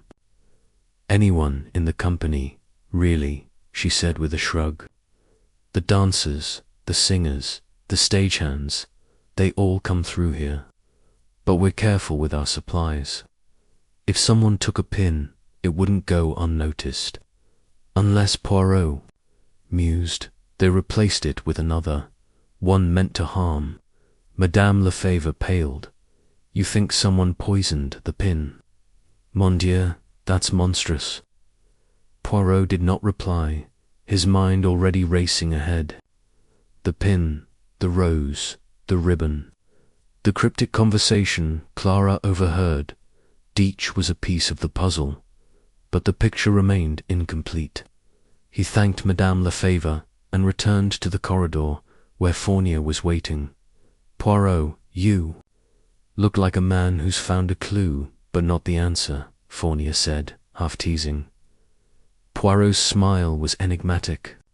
The clue, mon ami, is like a single note. It means nothing without the melody. We must listen closely, for the killer has played a cunning tune. Over the next hours, Poirot retraced his steps through the opera house, his mind a whirlwind of deduction. He revisited Celeste's dressing room, examining every inch of the vanity, the mirror, the floor. He found nothing new, but the absence of evidence was itself a clue. The killer had been meticulous, leaving only what they wanted found. He sought out Clara again, finding her in the servants' quarters, mending a costume with shaking hands. Mademoiselle Manet, he said, his tone gentle but firm, I must ask you to think carefully. The night of the murder, did you see anyone near the dressing room before Madame Dubourg collapsed? Clara's needle paused, her eyes distant. I'm not sure, monsieur. There were so many people, stagehands, singers, the usual chaos, after a performance. But I do remember one thing. When I went to fetch Madame Dubourg's shawl, I saw a shadow move in the corridor, near the stage door. I thought it was just a stagehand, but it moved quickly, like they didn't want to be seen. Poirot's heart quickened. And this shadow, you saw no face, no distinguishing mark. Clara shook her head. It was too dark. But I felt uneasy, like I was being watched, too. Poirot nodded, his mind weaving the threads together. The shadow, the rose, the pin, the ribbon each pointed to a killer who moved in the margins, unseen yet ever present. He thanked Clara and left, his thoughts turning to the suspects. Lucien Morel. The ambitious understudy had been near the dressing room before the performance, his envy of Celeste palpable. Victor Beaumont, the volatile composer, had access to cyanide and a motive born of jealousy. Madame Garnier, the scorned patroness, knew poisons and bore a grudge deep enough to kill. Pierre Dubois, the estranged husband, carried a rose petal and a history of bitterness. And Clara herself, loyal, yet evasive, could she be hiding a deeper role? Poirot returned to the grand foyer, where the chandeliers cast a golden glow over the marble stairs. He stood alone, his eyes closed, letting his little grey cells work. The poison, he deduced, had been delivered by the pin, not the champagne. The scratch on Celeste's hand was the key, a silent wound that killed her as she took her final bow. But who had placed the pin? Who had access, opportunity, and motive? He recalled Clara's tears, her confession of failure. Was it guilt, or something more? The ribbon with E.G., was it Madame Garnier's, or a clever misdirection? And the shadow Clara saw, the voice she overheard, could they belong to the same person, or was there an accomplice, a hidden player in this deadly opera? As the day waned, Poirot met Fournier in a quiet corner of the foyer. "Inspector," he said, his voice low, "we must look closer at those within the opera house. The letters, the ribbon, the pin, they all point to someone with intimate knowledge of Celeste's world. I suspect an insider, someone who moved freely, unnoticed."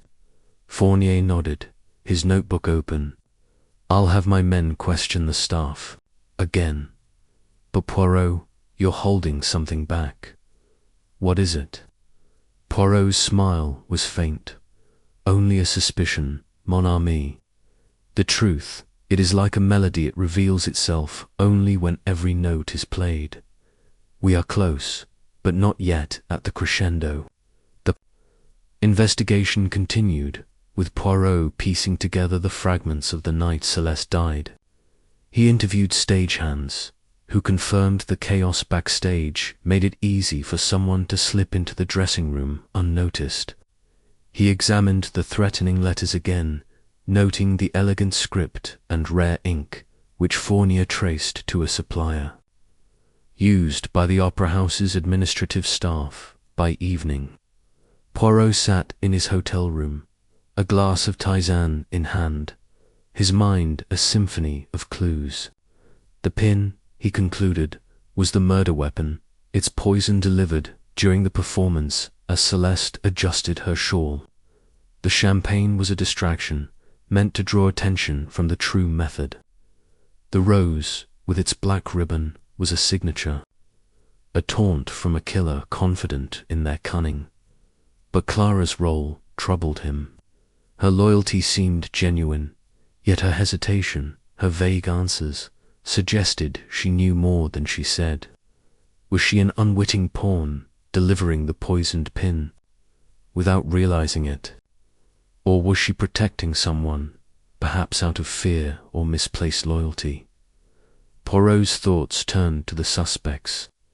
Madame Garnier's wealth and knowledge of poisons made her a strong candidate, but the ribbon was too obvious a clue.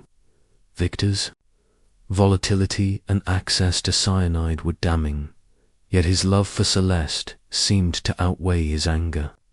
Lucien's ambition was a motive, but his alibi, though shaky, held for now. Pierre's bitterness and the rose petal in his coat were suspicious, but he lacked the finesse for such a subtle crime. As midnight approached, Poirot stood at his window, gazing at the twinkling lights of Paris. The answer was close, he felt. But one piece was missing, a single note to complete the melody. He resolved to stage a reenactment at the Opera House, to watch the suspects under pressure, to see who faltered when faced with Celeste's final moments. The Palais Garnier loomed in his mind, its stage a battlefield of ambition, betrayal, and death. Tomorrow he would return, and the killer's mask would fall. Chapter 10. The Threatening Letters. The morning sun filtered through the tall windows of Inspector Fournier's office at the Paris Prefecture, casting long shadows across the cluttered desk. Papers were strewn about, some bearing official stamps, others scribbled with hasty notes from the ongoing investigation into Celeste Dubois' murder.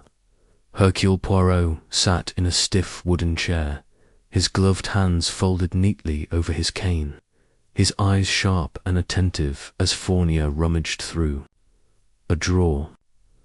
The air was thick with the scent of old ink and cigarette smoke, a testament to the long hours the inspector had spent poring over the case.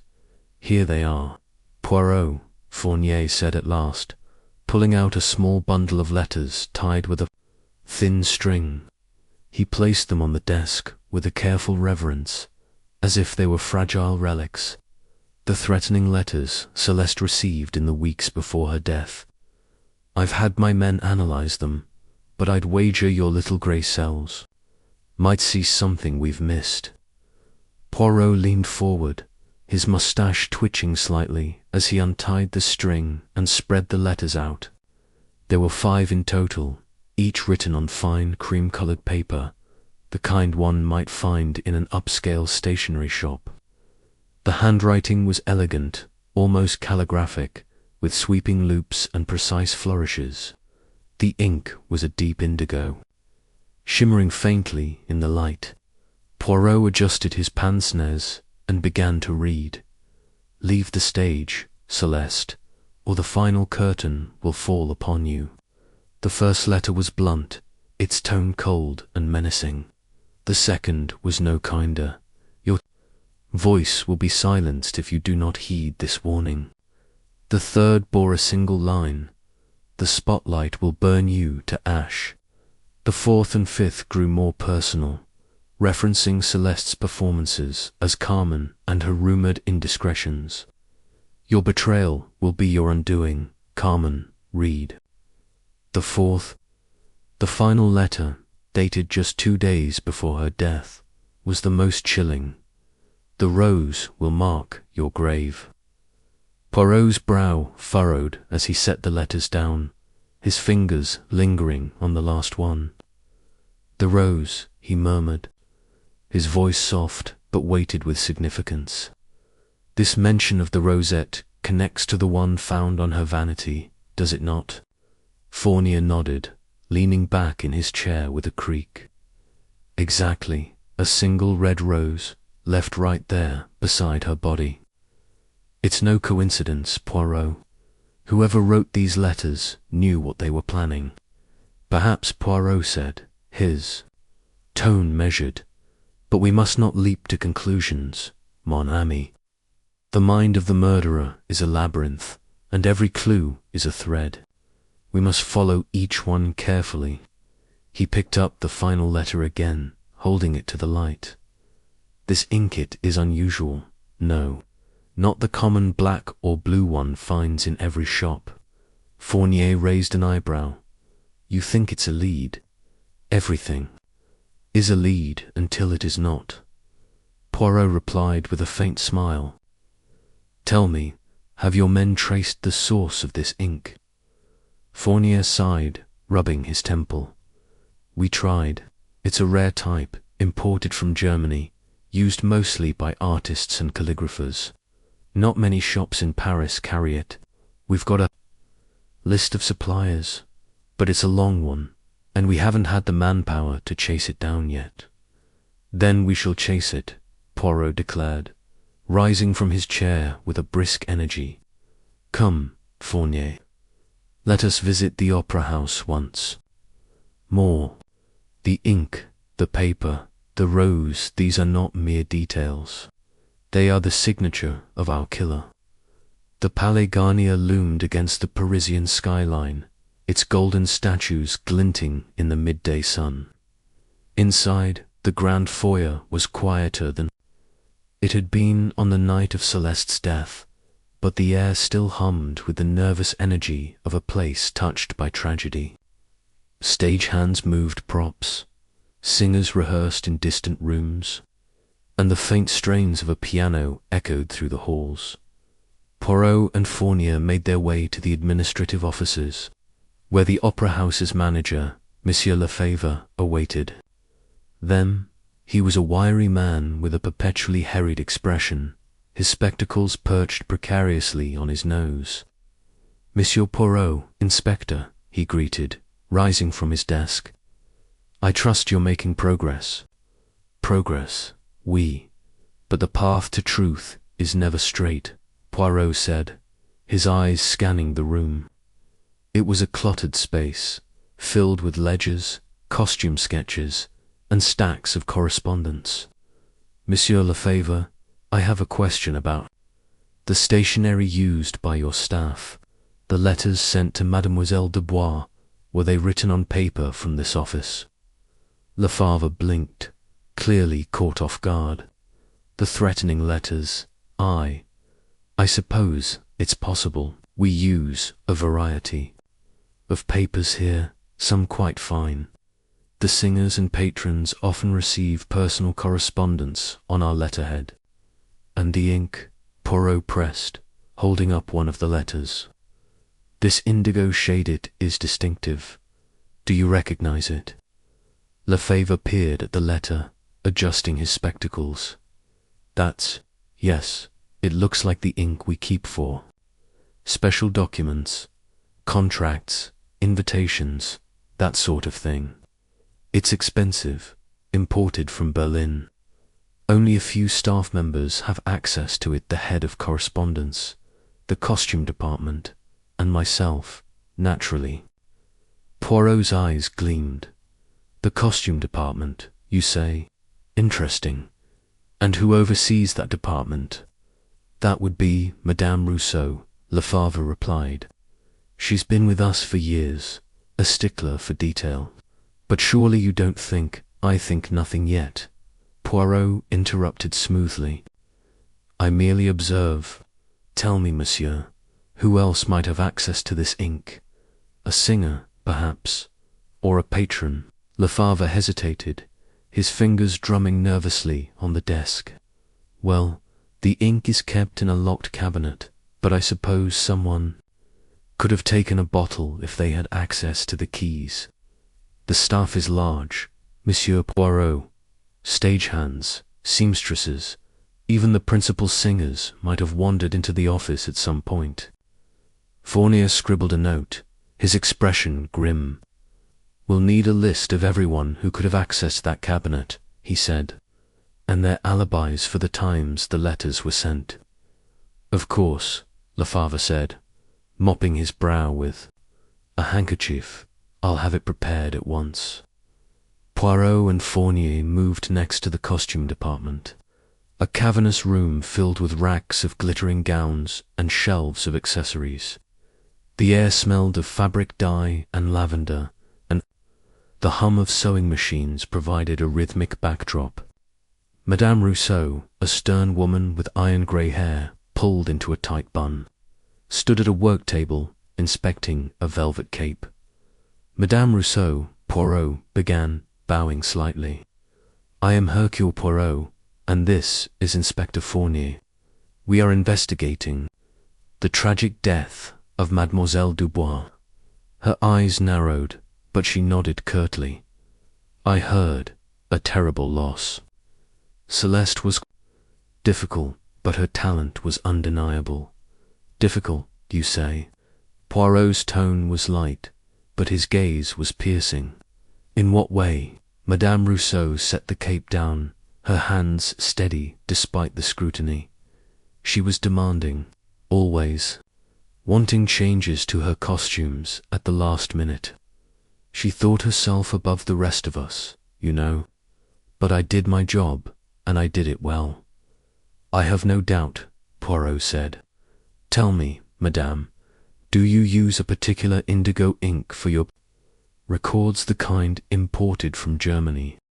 She frowned, clearly puzzled. Ink, yes. We use it for labeling costumes and keeping inventory. It's durable, doesn't smudge. Why do you ask? Poirot produced one of the threatening letters, holding it carefully by the edges. This inket matches the type you use, and the paper, it is the same as that used by the Opera House's correspondence office. Can you explain this? Madame Rousseau's face paled, but she held his gaze. I don't know anything about those letters. I use the ink for my work. Nothing more. Anyone in this department could have taken a bottle. There are dozens of us here, coming and going. And the keys to the ink cabinet, Fournier interjected. Who has them? I do, she said. And my assistant, Jean. But we're careful. I can't imagine anyone stealing from us. Poirot's moustache twitched. Imagination, madame, is not required. Only facts. May we see this cabinet? She led them to a corner of the room, where a small wooden cabinet was secured with a brass lock. She opened it, revealing bottles of ink, pens, and stacks of paper. Poirot examined the contents closely, noting the precise arrangement. Everything is in order, he murmured. But order can conceal chaos, can it not? Back in the grand foyer, Poirot paced slowly, his cane tapping a steady rhythm on the marble floor. Fournier watched him, accustomed by now to the detective's eccentric methods. What are you thinking, Poirot? He asked. The ink, the paper, it points to someone inside the opera house.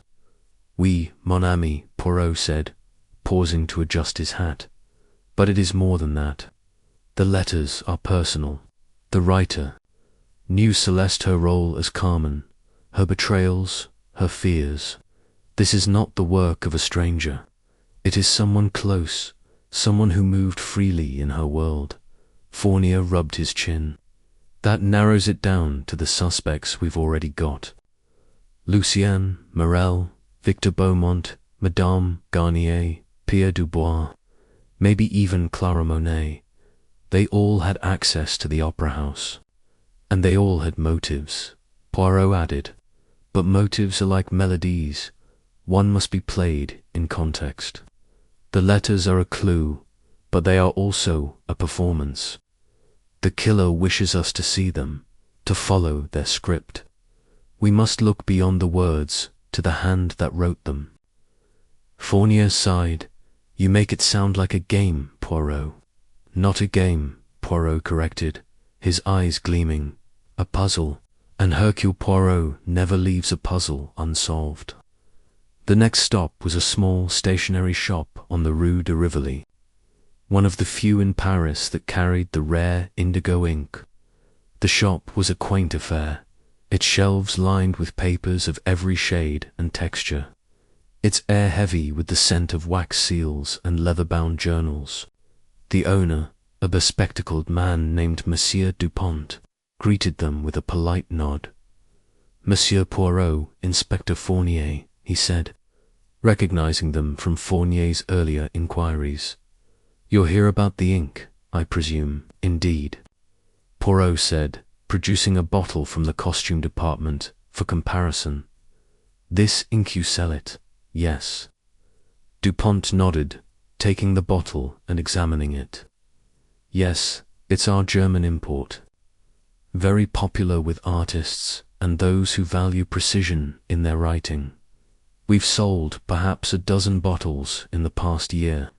And to whom? Fournier asked, his notebook at the ready. Dupont hesitated, then retrieved a ledger from behind the counter. I don't usually share client information, but for a murder investigation. Let me see. He flipped through the pages, his finger tracing the entries. The Palais Garnier purchased several bottles over the past 6 months. So did a few individuals, a composer named Victor Beaumont, a woman named Elise Garnier, and, yes, a man named Pierre Dubois. Poirot's eyes narrowed. All our suspects, conveniently listed, and no others. Not for this ink, Dupont said. It's not a common purchase. Most people prefer cheaper alternatives. Fournier jotted down the names, though they were already burned into his memory. This doesn't help much, he muttered. They all had access. Access, yes, Poirot said, but intent, that is the question. Merci, Monsieur Dupont. You have been most helpful. Back at the prefecture, Poirot spread the letters out once more, comparing them to samples of handwriting from the suspects. Lucien Morel's was sharp and angular. Victor Beaumont's was sprawling and chaotic. Madame Garnier's was refined but restrained. Pierre Dubois was barely legible. And Clara Monet's was small and precise. None matched the letters perfectly, but Poirot noted subtle similarities in the flourishes of Garnier's script and the pressure of the pen in Lucien's. The handwriting is disguised, Poirot concluded. The killer is clever, altering their natural style, but the ink, the paper, the rose thieves are deliberate choices. They want us to know they are part of the opera house, yet they hide in plain sight. Fournier leaned forward, his frustration evident. So what's our next move? We've got suspects, clues, but no clear path. Poirot smiled faintly. The next move, mon ami, is to observe. The killer is watching us, just as they watched. Celeste, we must stage a performance of our own, to draw them out. A rehearsal, perhaps, where all our players are on stage. Fournier raised an eyebrow. You're planning something, aren't you? Always, Poirot said, his voice a low hum of anticipation. The truth, like a fine aria, requires the perfect moment to be revealed. The day ended with Poirot standing alone in the grand auditorium of the Palais Garnier, the empty seats stretching out before him like a silent audience. The stage was dark, but he could still hear the echo of Celeste's final performance, her voice soaring through the hall. He closed his eyes, letting the clues swirl in his mind, the letters, the ink, the rose, the pin, the diary. Each piece was a note in a complex symphony, and he was determined to conduct it to its conclusion. The killer was close, he knew. Someone who moved through the opera house's gilded halls with ease, who knew Celeste's secrets and wielded them like a weapon. The threatening letters were not just warnings, they were a prelude to murder, a declaration of intent. And Hercule Poirot would not rest until the final note was played.